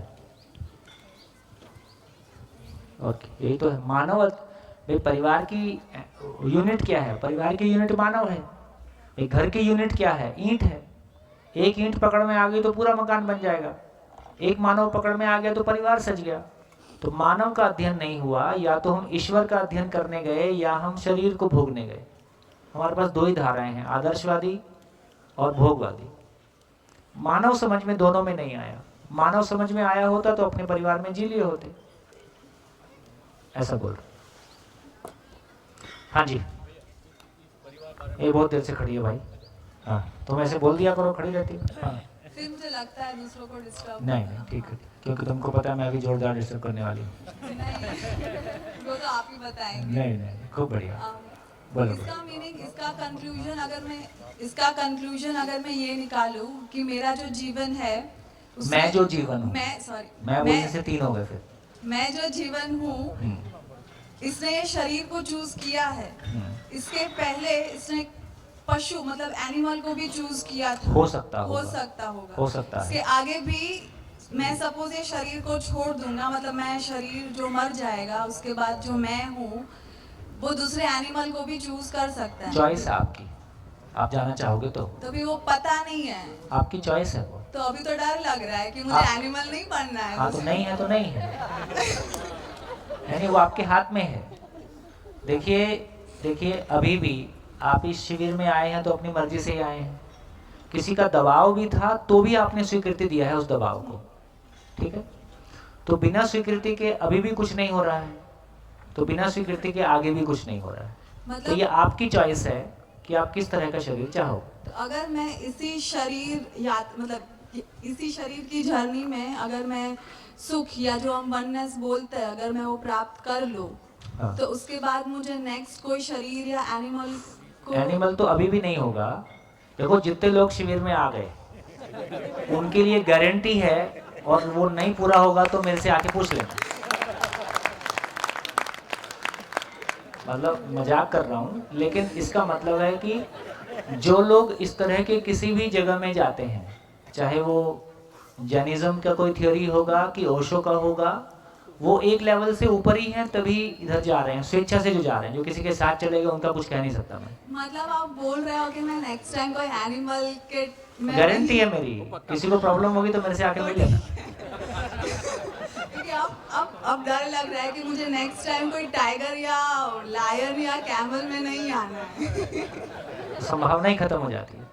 एक बार जीवन में ये सोच भी आ गई ना कि ये मानव के लिए कुछ अच्छा करना है, मानव के लिए कुछ अच्छा सोचना है, मानव कोई बड़ी चीज है, ज्ञान कोई चीज है ना, उसके बाद वो बहुत दूर निकल गया, बहुत दूर निकल गया। ये भी ठीक है कि मानव में उस लेवल के मानसिकता के लोग भी रहते ही हैं, शरीर वैसा ही दिखाई देता है जिनका स्तर पशु के आसपास ही है, और उनके लिए वो संभावना है ही ऐसा। लेकिन चेतना की बात है ना, मैं कह रहा हूँ कि शरीर तो हम सबका एक ही जैसा है। खेल तो पूरा चेतना का है, खेल तो पूरा आदमी की समझ का है, उसकी मानसिकता का है। मतलब इसका मतलब ये हुआ ना कि ये मेरे शरीर की रिस्पॉन्सिबिलिटी है कि मैं इसको सुख की तरफ या हम जिसे वननेस बोलते हैं उसकी तरफ ले जाऊं। हाँ, मेरे तो शरीर का मैं रिस्पॉन्सिबिलिटी शरीर की है। शरीर की नहीं है, आपकी है। हाँ, शरीर की कोई रिस्पॉन्सिबिलिटी नहीं मैं है। शरीर के फॉर्म में आई तो अभी हाँ। वो मेरी रिस्पॉन्सिबिलिटी है कि मैं इसका पूरा यूज हाँ भाई, मेरी गाड़ी है, मेरी गाड़ी का मैं ठीक उपयोग करूँ, सदुपयोग करूँ, ये मेरी जिम्मेदारी है। वो गाड़ी खड़ी खड़ी भी 15 साल की हो ही जाएगी, और 15 साल के बाद उसका कीमत नहीं रहेगा, है ना। तो ये तो बिल्कुल फल जैसा है, पेड़ पे फल लगेगा, उसको टपक नहीं है, तो उसका फल को खा के उसका सदुपयोग कर लें, है ना। कुल मिला के शरीर का सदुपयोग करें या उसको यूज ना करें या गलत दिशा में यूज करें, ये मेरी चॉइस है। इसी का नाम कर्म स्वतंत्रता है, इसका नाम कल्पनाशीलता। तो हर मानव के पास में सोचने की ताकत है, उसके पास कुछ भी कर्म करने की स्वतंत्रता है। उसको अपने सोचने की ताकत कहाँ लगानी है, कर्म क्या करने हैं, ताकि वो एक बेहतर जिंदगी उसको लगे at the end of the day, जब मैंने जॉब छोड़ी थी ना, जब मैं जॉब छोड़ना चाहता था तो मेरी हिम्मत नहीं आ रही थी कि कैसे छोड़ूं, क्योंकि मेरे को आगे पीछे कुछ ठोस आधार नहीं दिख रहा था। ये समझ में आ गया था कि क्या नहीं करना है। तो मैं बहुत सोचता था कि क्या करूं, कैसे करूं। मेरे पास कोई सपोर्ट नहीं था, कोई गुरु नहीं था, किताब नहीं थी, कोई आदमी नहीं था, घर की भी सपोर्ट बहुत नहीं थी। तो एक लाइन ने मुझको बहुत सहारा दिया था। एक दिन सोचते सोचते एक लाइन अटक गई कि मरते समय मुझको पछताना नहीं पड़ेगा तो मैं अपने आप को सफल मानूंगा। बस इसके बाद तो खोने के लिए और कुछ नहीं था। तो मेरे मन में यह स्वीकार हो गया कि मैं जो कर सकता था मैंने किया, जो रिजल्ट है सामने है। कम से कम मुझको इस बात की खुशी होगी कि मैं जो कर सकता था मैंने किया है ईमानदारी से। अब मेरे को रिजल्ट की चिंता नहीं है कि रिजल्ट क्या होगा। तो ये विचार की ताकत है, ये कोई निष्कर्ष, कोई कंक्लूजन की ताकत होती है जो आदमी अंधेरे में भी छलांग लगा सकता है, बिना किसी आधार के भी कूद सकता है। ये आदमी के भीतर विचार की ताकत है। अभी थोड़ा अभी अभय तो नहीं आ रहा है, क्योंकि अभी मुझे भय हो रहा है कि नेक्स्ट टाइम तो एनिमल में नहीं आना है। वो मेरी गारंटी यार, उतना काम तो मैं ही कर दूंगा जितना तुम्हारा भय है, उतनी गारंटी तो मैं ही ले लेता हूँ। जाओ भाई, तुमको नहीं होगा। और बताओ, अभी तो इतना ही है, बाकी तुम कर लो। सर पीछे। हाँ जी। तो जीने के लिए कोई भी, मतलब जिंदा रहने के लिए किसी भी चीज़ को एनर्जी चाहिए। हाँ, हम खा के एनर्जी पाते हैं, वैसे ही जो हमारी आत्मा है, आत्मा गुड, मतलब मैं, ये हुई ना बात। तो वो एनर्जी कहाँ से लाता है? बहुत बढ़िया। देखिए, बहुत बढ़िया क्वेश्चन इन्होंने पूछा है, तो इसलिए सही टाइम पे पूछा है। देखिए, क्वेश्चन यही बहुत मौलिक है, बहुत मौलिक क्वेश्चन ये। हाँ जी, बोलिए बोलिए, आप बोल दीजिए, पहले माइक ले लिए। भैया, जैसे जीवन की बात हुई, जैसे उन्होंने बताया कि दूसरा जीवन हमारे ऊपर है कि हम कौन सा लेते हैं, तो मेरे दिमाग में एक संकल्प आया, जैसे मुर्गी है जो मटन लोग खा रहे हैं, तो वो भी किसी का जीवन, एक शरीर छोड़ के निकले होंगे, तो वो जीवन क्यों लेंगे ऐसा, जब उनको पता है कि वो कटने वाले। नहीं नहीं, मुर्गी नहीं, शेर वाला ले लेंगे ना। हाँ, शेर वाला ले लेंगे, शेर वाला। नहीं तो अभी वो लोग जीवन ले रहे हैं, ले चुका है ना, अभी उनको पता है कि हम कटने वाले हैं, तो फिर जैसे फिश है, तो वो क्यों लेंगे ऐसा जीवन? नहीं नहीं, वो बेसिकली फिश विश नहीं होता है। कोई ऐसा कोई जाएगा, ऐसा कोई लेगा, तो फिर वो जानवर की ही, बड़े जानवर की कोई बात कर सकता है। वो भी अपनी कंडीशनिंग है भाई। अभी हमको इस लेवल पे लेके हम नहीं सोच सकते। मतलब कम से कम मैंने कहा ना कि जो लोग इस तरह की किसी वर्कशॉप में आ गए, या इस तरह की कोई भी ऐसी चीज़ें, थोड़ा सा भी सोचने वाला आदमी होगा, उसकी कल्पना से वो बहुत दूर हो जाता है, संभव ही नहीं है। बहुत निम्न स्तर पे जब आदमी जी रहा है, तो कभी उसको कुत्ता भी ऐसा जीता हुआ दिख सकता है, कभी उसको शेर भी ऐसा जीता हुआ दिख सकता है, हाथी भी दिख सकता है, कोई और भी कुछ हो सकता है। ये संभावना बहुत छोटी है, बहुत छोटी। और जैसे जैसे मानव का एक्सपोजर बढ़ते जा रहा है, वैसे वैसे संभावना और छोटी हो जाती है। तो आप चिंता मत करो। भैया, हाँ जी। अभी हम मानवीय चैतन्यता की बात कर रहे थे, तो आपने कहा कि नेचुरली कुछ प्लेनेट पे हमसे ज़्यादा मानवीय चैतन्यता वाले मतलब मैं लॉजिक की बात कह रहा हूँ, मैं नहीं बोल रहा कि मैं देख के आया हूँ। मैं तो सिर्फ इतना ही कह रहा हूँ कि यदि हमको इस प्लेनेट पे ये दिखाई देता है कि मानव है, और मानव ये भी सोच रहा है कि यार मानव की पूर्णता हो जाए और बढ़िया से जिया जाए, तो नेचुरल है कोई ऐसा प्लेनेट भी होगा जो हमसे कम स्थिति में होगा, जहाँ केवल पशु, अभी मानव नहीं आया होगा। कोई ऐसा प्लेनेट भी होगा जहाँ केवल पेड़ पौधे ही होंगे। तो फिर सभी तरह के हो सकता है। अभी ये तो हमारी समझ में आ गया। एक हो गया तो अनेक हो सकते हैं, और अनेक हो सकते हैं तो इससे विकसित भी हो सकते हैं, इससे कम विकसित भी हो सकते हैं। लॉजिक की बात कह रहा हूँ। लॉजिकली तो इसको मना नहीं कर सकते। होने के रूप में हमको नहीं मालूम है कि नहीं है, पर लॉजिक तो दिखाई देता है कि जब एक हो सकता है तो अनेक हो ही सकता है। संभावना संभावना, संभावना। हाँ जी, एक कहाँ हो आप? एक मेरा भी प्रश्न है। आप हो कहाँ? हाँ हाँ। भैया, जैसे मैं उस परिवार से आती हूँ कि हमारे घर में मतलब नॉन वेज खाया जाता है, फ्रीक्वेंट खाया जाता है। तो अगर ये वाली थ्योरी लगाए सुख दुख वाली, तो मतलब वो भी जीवन है, क्योंकि उन्हें वो मस्तिष्क नहीं मिला कि वो अपने आप को एक्सप्रेस नहीं कर पा रहे हैं, मतलब, और लेकिन वो सुखी दुखी होते हैं। तो वैसे आप नहीं बोलोगे कि क्या चाहिए क्या नहीं चाहिए, फिर भी अगर आपकी कोई टिप्पणी मिल जाती तो? टिप्पणी तो आपको पता ही है। तो इसलिए डायरेक्ट मैं कुछ कमेंट अभी, चूंकि वो मोड नहीं आया है मैं उस पर कमेंट करूं, तो हो सकता है अगली बार मिलेंगे तब करेंगे, लेकिन उतना तो आप कह ही रहे, खुद ही कह रहे हो। समझदार को इशारा ही काफी है। समझदार का इशारा काफी है। एक आपने कहा ना सर कि खाली जो पिंडज श्रेणी में आते हैं जीव, वो ही जीवन द्वारा चलाए जाते हैं। मतलब वो तो क्लियरली चलाए जाते हैं, अंडज वाले भी हो सकते हैं, हो सकते हैं। उसमें सभी होंगे ऐसा जरूरी एक शायद ये जो भाई पूछ रहे थे ना, इनका कहना था कि कोई भी जीवन मुर्गी का शरीर क्यों स्वीकार करता है जब उसको मालूम है मुझे कटना है। नहीं, ये उसको नहीं पता ना कि कटना है, उसको इतना ज्ञान होता तो फिर वो मुर्गी में ही कह जाता, उनको नहीं पता है। सर हाँ सर, वो टेलीपैथी की बात निकली थी तो अरे छोड़ो, जीने की बात करो, कहाँ टेलीपैथी। बात तो सुनिए पहले। अच्छा बोलिए। हाँ, तो टेलीपैथी तो हम यूज करते ही ना, तो कुछ भी हम सोचते हैं वो वाइब्रेशन के थ्रू, किसी के बारे में सोच रहे हैं कंटिन्यूअस, तो वाइब्रेशन के थ्रू उसके तक पहुंचता है और कभी कभी और लगता नहीं है कि पहुंचता हो आज तो ही याद फोन यूज किया कर था लेना तुझे। भाई, और क्या, बस नहीं हो तो फोन यूज कर लेना भाई, इसमें हाँ, क्या बात है। मतलब याद किया था और तुम आ गए, तो कभी कभी ऐसा होता है। दूसरा क्वेश्चन है सर कि अभी चल रहा है कि जीवन खुद चूज करता है कि उसको किस अवतार लेना है या किस माँ के घर में जाना है, या कोई सुप्रीम पावर है जो उसको कंट्रोल कर रही है। मेनली जीवन ही। देखो यहाँ भी देखो, मेरे को लगता है कि चीज़ों को रहस्य में ले जाने की जरूरत नहीं है। जो जितने भी आपको क्वेश्चन बिना शरीर वाले आते हैं उनको शरीर पे डाल के देख लीजिए, ठीक है। जो आंसर सशरीर मिलेगा वही आंसर वहाँ पे ठीक हो जाएगा। तो अभी आपने पूछा कि जब जीवन रूप में आदमी जाएगा तो कैसे जाएगा, तो अभी भी आप कोई काम करते हो तो कैसे करते हो? जिस बारे में आपकी क्लैरिटी होती है उसको अकेले कर लेते हो, जिस बारे में आपकी क्लैरिटी नहीं होती है उसमें किससे पूछ लेते हो, जिसमें और दिक्कत लगे किसी को साथ ले लेते हो। तो जिस जैसी आपको आवश्यकता है सहयोग की, वैसा सहयोग मिल ही जाता है।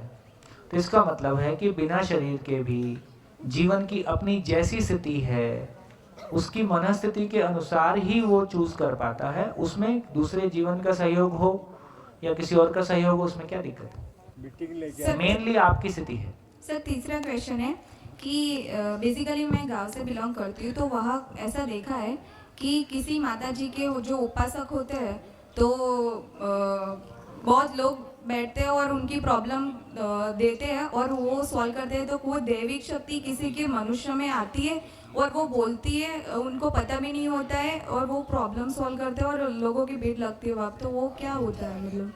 और गांव में मैंने बहुत बार देखा है और पहले बिलीव नहीं करती थी, जब सामने से देखा तब मैंने भी थोड़ा बिलीव किया कि ये कौन सी शक्ति है और उसी मनुष्य किस लाक्षणिकता देख के वो दैविक शक्ति इस मनुष्य को चूज करती है ये काम करने के लिए।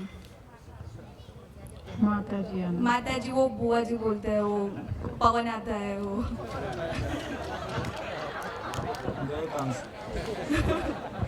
नहीं मानती थी सर, बट देखो मैं ये कह रहा हूँ, मैं एक सिंपल सी बात कह रहा हूँ। मैं कभी अपनी लाइफ में किसी भी एक्स्ट्रा ऑर्डिनरी प्रतिभा का मालिक नहीं रहा, ना स्पोर्ट्स में, ना साइंस में, ना किसी और चीज़ में। हमेशा एक एवरेज स्टूडेंट जैसा होता है, ठीक हो गया। अब किसी संयोग में ज़िंदगी में कोई कामना बन गई, यार कुछ बेहतर जिएंगे, उसमें जो भी प्रेरणा मिली है ना, आदरणीय नागराज जी से मुलाकात हो गई। उनसे मुलाकात हो के हमने कभी सोचा भी नहीं था कि कभी हम ऐसी बात समझ पाएंगे, ऐसी बात बोल पाएंगे। अब जब बोलते हैं तो हमको भी कभी कभी ऐसा लगता है यार हम तो ऐसे नहीं थे, तो कोई दूसरी माता जी तो नहीं आ गई हैं।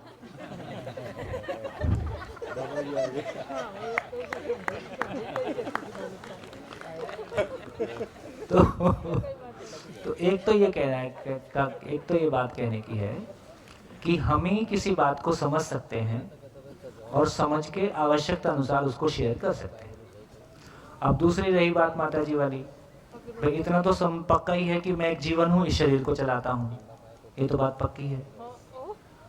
तो ये यदि मैं इस शरीर को चलाता हूँ तो दो तरीके से कोई मेरे घर में आ सकता है। एक तो मैं किसी को इनवाइट करूँ तो कोई मेरे घर में आ सकता है, दूसरा कोई जबरदस्ती आके मेरे घर में कब्जा भी कर सकता है।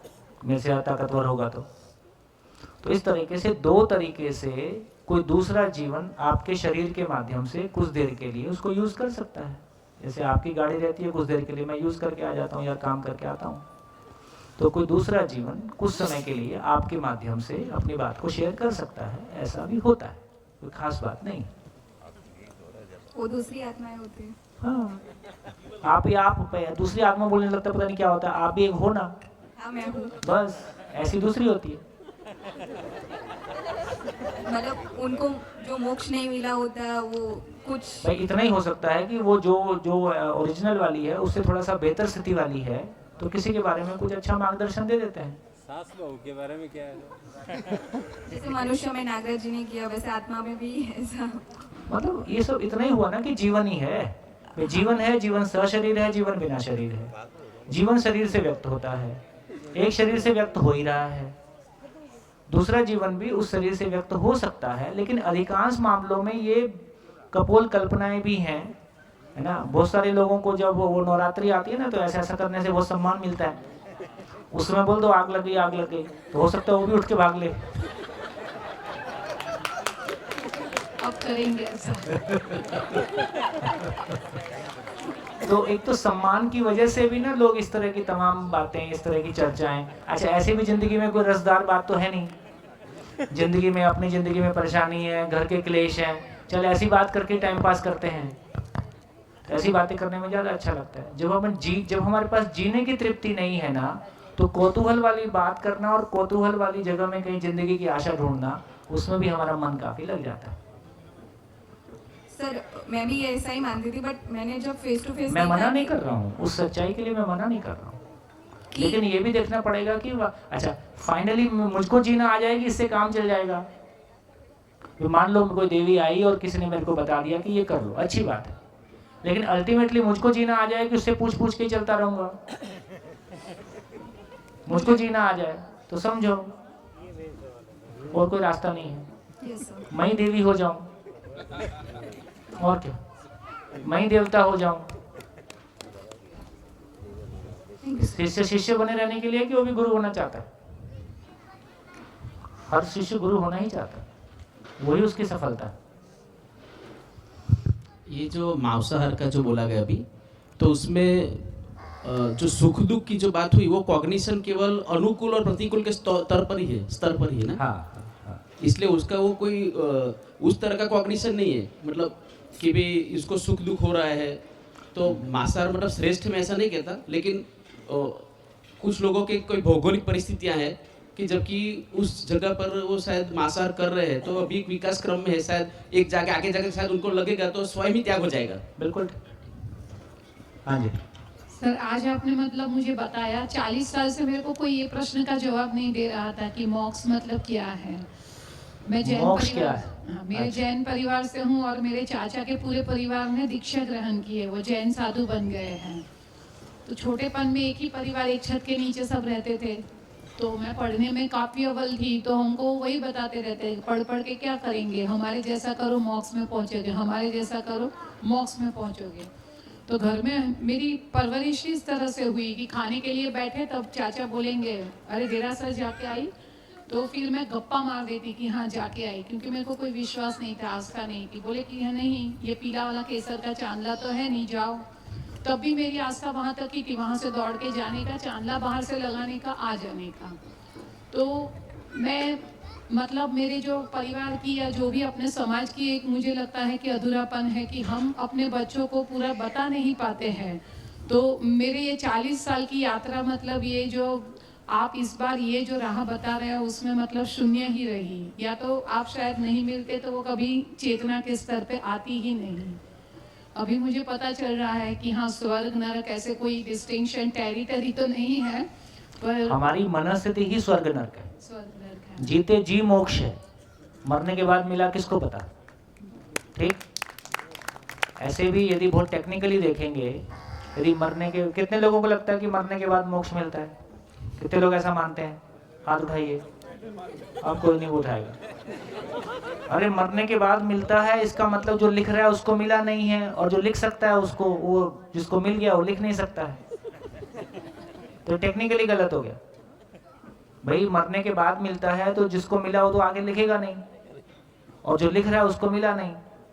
इसका मतलब हो गया मोक्ष का मतलब है ब्रह्म मुक्ति ही मोक्ष है, निरंतर सुख की स्टेट को पा जाना ही मोक्ष है ना। तो ये पूरा शिविर मोक्ष के लिए समर्पित है।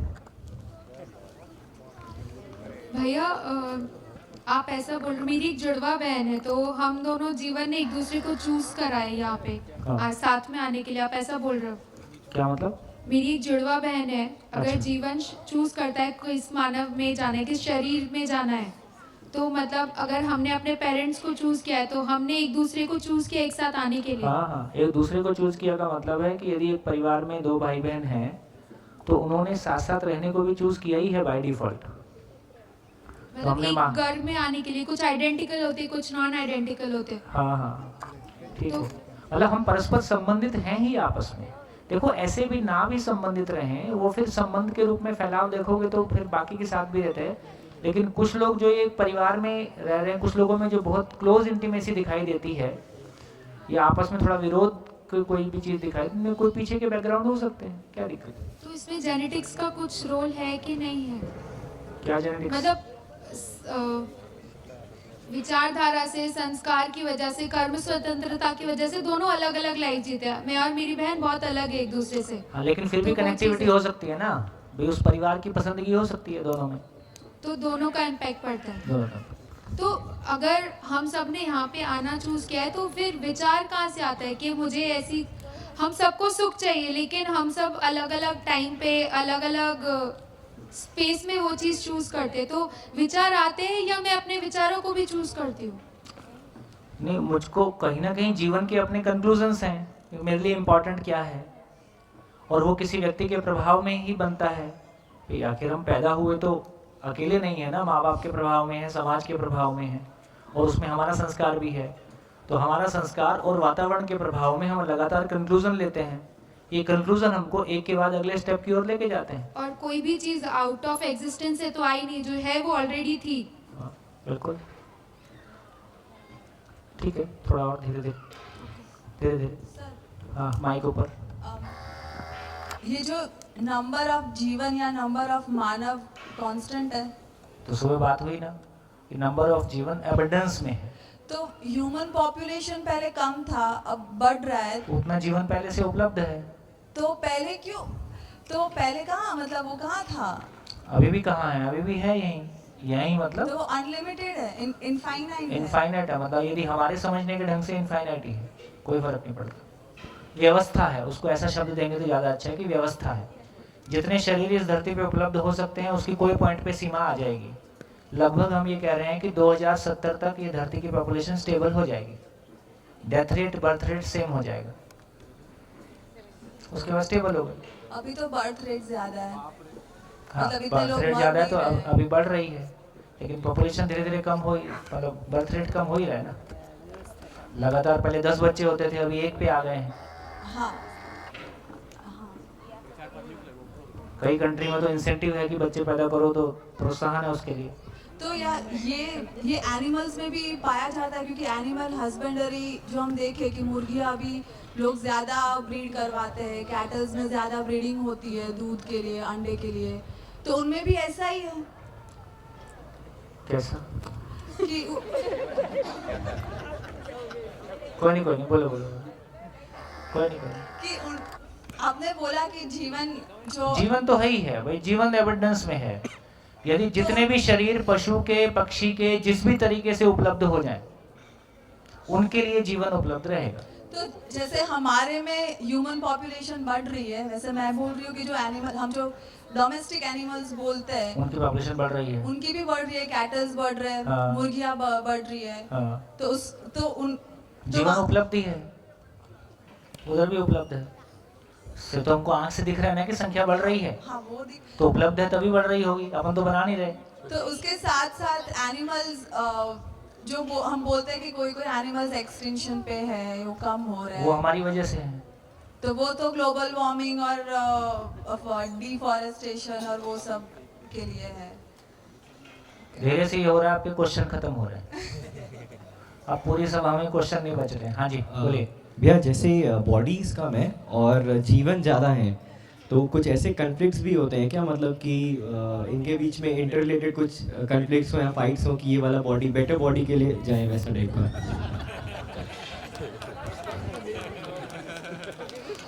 देखिए ये अच्छा क्वेश्चन है। इनका क्वेश्चन ये है कि एक गर्भ है और 10 जीवन लाइन में खड़े हैं और उनमें फाइटिंग हो रही है कि पहले मैं है। और भैया एक मिनट, मेरा क्वेश्चन मोर और लेस रिलेटेड ही है ऐसा मुझे लगता है, तो may be you can answer in the one. मेरा क्वेश्चन ये था कि जैसे कि जीवन है, जीवन को अभी ऐसा इज इट पॉसिबल कि उसको ऐसा लगे कि भाई नहीं मुझे ये मानव वाला शरीर चाहिए, ना ही मुझे पशु पक्षी वाला चाहिए, अब मुझे ऐसे ही रहना है। हाँ, ऐसा निष्कर्ष आ गया तो हजारों साल तक ऐसे ही रह सकते हैं सर। जो जीवन की महिमा है, लेकिन जब तक वो मुक्ति नहीं हुई है, जब तक वो ब्रह्म मुक्ति नहीं हुई है, ऐसा तय करना आसान नहीं है। सर मेरा भी एक मिनट सर ये बोल रहा है कि मेरा क्वेश्चन छोड़ दिया सर। हाँ, मेरे को आपका याद है, मैं तो उधर जा रहा था, ये लोग बीच में अटका लिए। इधर भी कंपटीशन चल रहा है काफ़ी। हाँ जी, तो आपका क्वेश्चन क्या था? वो शरीर वाला। तो देखिए ये क्लैरिटी से ये एक अच्छा क्वेश्चन है, जिसमें तो सूत्र ये है, जीवन में भ्रम होता है, मानव में आवेश होता है। जीवन में भ्रम होता है, भ्रम कहाँ रहता है? कंडीशनिंग के रूप में जीवन में रहता है। लेकिन आवेश, काम, क्रोध, लोभ, मोह, मद, मात्सर्य, ये आवेश मानव के रूप में व्यक्त होता है। जीवन में आवेश नहीं आएगा, क्योंकि आवेश कब आएगा? जब किसी भ्रम को पूरा करने के लिए मैं जाता हूं तो उसमें मेरे को आवेश आता है। तो इसका मतलब है कि एक तो अच्छी बात यह है कि जीवन रूप में जब जीवन एक दूसरे को देखता है तो एक दूसरे को देखने मात्र से उसकी स्थिति को पहचान लेता है कि ये मेरे से श्रेष्ठ है। जीवन का जो प्रभाव क्षेत्र है, उस प्रभाव क्षेत्र को देखने मात्र से एक जीवन दूसरे जीवन की श्रेष्ठता को पहचानता है। जब एक जीवन दूसरे जीवन की श्रेष्ठता को पहचानता है, कि जैसे अभी हम किसी दूसरे मानव की श्रेष्ठता को पहचानते हैं तो उसको पहले आगे निकलने के लिए बोलते हैं। तो इस तरीके से जीवन में ये कॉन्फ्लिक्ट नहीं है, क्योंकि जीवन एक दूसरे की श्रेष्ठता को पहचानते हैं। इसलिए श्रेष्ठता के आधार पर स्वयं स्फूर्त विधि से तय हो जाता है, तो वहाँ कंपटीशन नहीं है। मानव में हम शरीर को देखते हैं, शरीर को देखने से मेरा शरीर और एक महापुरुष का शरीर एक ही जैसा दिखाई देता है। तो हमारे पास वो आंखें नहीं हैं जिससे कि हम उसकी श्रेष्ठता को पहचान सकें। इसलिए हम मानव में एक दूसरे में कंपटीशन, ईर्ष्या, द्वेष रहता है। जीवन की स्थिति में ऐसा नहीं रहता। बढ़िया, हो गया, आगे चलें। एक क्वेश्चन लास्ट आपकी राइट साइड से। हाँ, अच्छा, मिनिमम क्या चीज़ जो है वो मैं लेके जाता है और या लेके आता है, ऐसा कुछ है? मिनिमम चीज़ क्या लेके जाता है, आता है? मिनिमम दुख लेके जाता है, दुख लेके गया, अतृप्ति लेके जाता है। तृप्ति लेके गया तो फिर उसको कुछ लेके गया नहीं है और वो कहीं और नहीं जाएगा फिर अब, कि उसको फिर भी उसको चॉइस है अभी भी जाने की कहीं पे। नहीं, यदि जीवन अतृप्ति के साथ में विदा होता है तो उस अतृप्ति को झेलते हुए फिर से आगे शरीर चलाएगा अपने तृप्ति को दूर करने के लिए। जीवन रूप में रहने की स्थिति नहीं है। जीवन रूप में बने रहने का निर्णय बहुत एक ऊंची स्थिति आने के बाद हो सकता है, या तो वो समाधि की स्थितियां हैं या वो मुक्ति की स्थितियां हैं। उसके पहले शरीर चलाना हमारी बाध्यता है, चॉइस नहीं है। मुक्ति के बाद शरीर चलाना हमारी चॉइस है, उसके पहले वो चॉइस उपलब्ध नहीं है बाय डिफॉल्ट। भी आपको दिल्ली जाना है, आप दिल्ली पहुंचे नहीं हो, आपको पता है, तो आप कहाँ बीच में बैठ जाओगे? दूसरी बस लोगे ना। तब तृप्ति नहीं होगी तब तक वो ढूंढता ही जाएगा, ढूंढता ही रहेगा, बस इतनी ही बात। हाँ जी, चलिए मैं वापस लौटता हूँ उस भाई के क्वेश्चन पे। मुझे लगता है क्वेश्चन इंपॉर्टेंट था, उससे हमारी आगे की राह भी निकलेगी। तो प्रश्न है सर, थोड़ा सा मैं पूछना चाहता था, जैसे इनके जवाब में आपने कहा कि श्रेष्ठता को, जीवन श्रेष्ठता को पहचानता है तो वो उसे देता है। तो जो इन्होंने पूछा कि ट्विंस के संदर्भ में जो दोनों, क्या वो दोनों? देखो, ट्विंस का मामला ऐसा है कि वो बायोलॉजिकली उसमें भी जीवन तो उपलब्ध ही है, यदि उस गर्भ में 2 भ्रूण उपलब्ध हैं तो 2 जीवन आ गए। श्रेष्ठता के लेवल पे दोनों एक जैसे थे ऐसा वो जरूरी नहीं है, लेकिन दोनों की स्वीकार्यता है कि हमको गर्भ स्वीकार है। बायोलॉजिकली कभी कभी 2 वो क्या बोलते हैं 2 कंसीव कर गया है। हाँ सोम भाई, हाँ। वो जैसे आदरणीय नागराज जी, हो सकता है सवाल थोड़ा मैं समय के पहले पूछ रहा हूँ, पर जिज्ञासा थी, भिलोड़ा भी हम चर्चा कर रहे थे इस पे कि आदरणीय नागराज जी समाधान और समृद्धि को तो प्रमाणित कर पाए, तो अब वो वापस आ गए भाई? ऐसा है कि उनको तृप्ति होगी नहीं जब तक वो पूरा मानव लक्ष्य और हो सकता है आपके जैसे हजारों लोगों को धक्का मार रहे हों, चलो आगे। नहीं आना आएंगे होंगे मेरे देखो, हिसाब से। जीवन रूप में अलग तरह का क्रियाकलाप बनता है, शरीर रूप में अलग तरह का क्रियाकलाप बनता है। तो जीवन रूप में हजारों लोगों को इंस्पिरेशन देने का और इंस्पिरेशन दे के उनको किसी सही राह पे जोड़ देने का जीवन काम करता ही है। अब नागराज जी को अपनी भूमिका कहाँ रखनी है, किस स्वरूप में उनको अपने आप को रखना है, ये उनकी चॉइस है। जहाँ भी दी बेस्ट होगा वही करेंगे। तो नागराज जी की भूमिका को वो तय करेंगे, हमारी भूमिका को हम तय कर सकते हैं। नहीं, जैसे मुझे लग रहा है अभी कि 20 साल बचे हैं, कुछ काम अभी कर देते हैं फिर वापस आ जाएंगे। ऐसी आदरणीय नागराज जी की तो वो जैसा वो करेंगे ही। या तो हमारी चेतना इतनी ऊंची उठ जाए कि हम उनसे जाके हाथ मिला ले भी, हाँ कैसे हैं, कब आओगे बताओ। यही हो सकता है। सर एक क्वेश्चन मेरा भी है। दम लगाओ राजस्थान। ये जो वायरस जो होते हैं ये जीवित शरीर है, जैसे कोरोना टाइप वायरस है, बिलियन ट्रिलियंस के नंबर में आए हैं, ये तो और नीचे का लेवल हो गया ना। बैक्टीरिया, वायरस, फंगी है ना, एक और होता है, क्या होता है, प्रोटोजोआ। ये 4 चीजें हैं जो सेल के नीचे हैं। इसके बाद सेल आता है। इनमें जीवन नहीं है, सवाल ही नहीं।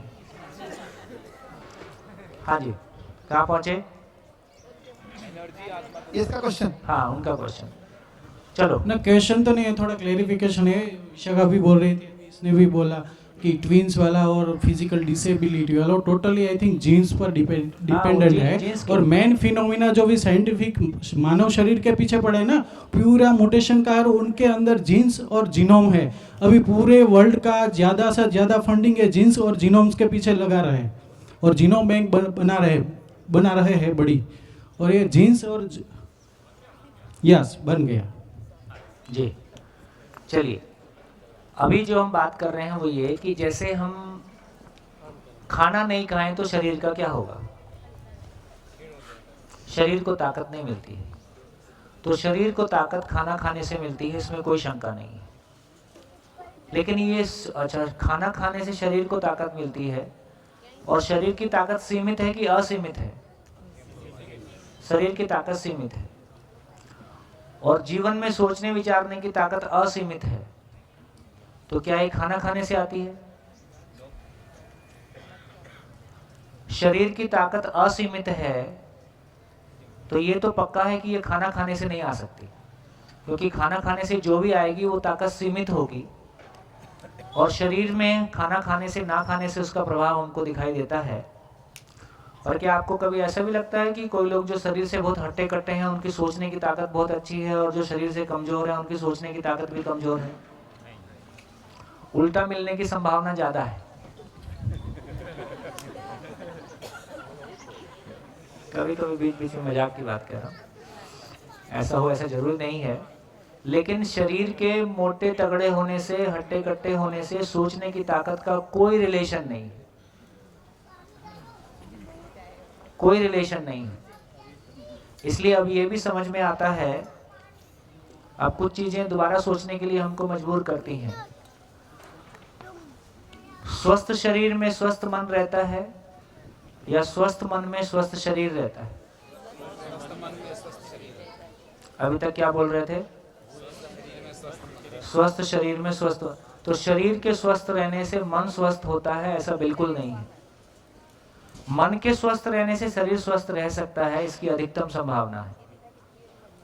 तो एक बात ये क्लैरिटी बनी। फिर बोले जैसा खाए अन्न वैसा बने मन। जैसा रहे मन वैसा खाए अन्न, ऐसा लगता है? जैसा आपका मन है वैसा खा लेते हो। तो धीरे से हमारा ध्यान इस बात पे जाता है कि जो बहुत सारी मान्यताएं हमारे बीच में प्रचलित हैं वो स्वयं को शरीर मान के ज़्यादा बनी हुई हैं, वो गलत है। 100% ऐसा नहीं बोल रहा हूँ, खाने का मन पे प्रभाव पड़ता है, लेकिन निर्णायक भूमिका मन की है कि शरीर की है? निर्णायक मामला मन के पास है, वो शरीर के पास नहीं है। लेकिन अभी हमारी क्लैरिटी बनती है कि जीवन में जो सोचने समझने की असीम ताकत है और एक परमाणु में जो पार्टिकल्स घूम रहे हैं उनकी गति भी अक्षय है, अनलिमिटेड है, या उनकी गति भी बहुत ज़्यादा है। धरती में आकाश, ये सब कुछ ग्रह गोल मंडल सब कुछ घूम रहा है, तो फाइनली इन सब के घूमने के लिए ताकत कहाँ से आ रही है? या और मूल में जाएंगे, ये पूरी सृष्टि अपने आप में व्यवस्था का स्वरूप दिखाई देता है। आखिर ये सब इतना व्यवस्थित कैसे है? व्यवस्थित होने में सारी गतियाँ, सारी ताकत आ ही जाती। नमस्कार, धन्यवाद, फिर मिलेंगे ब्रेक के बाद।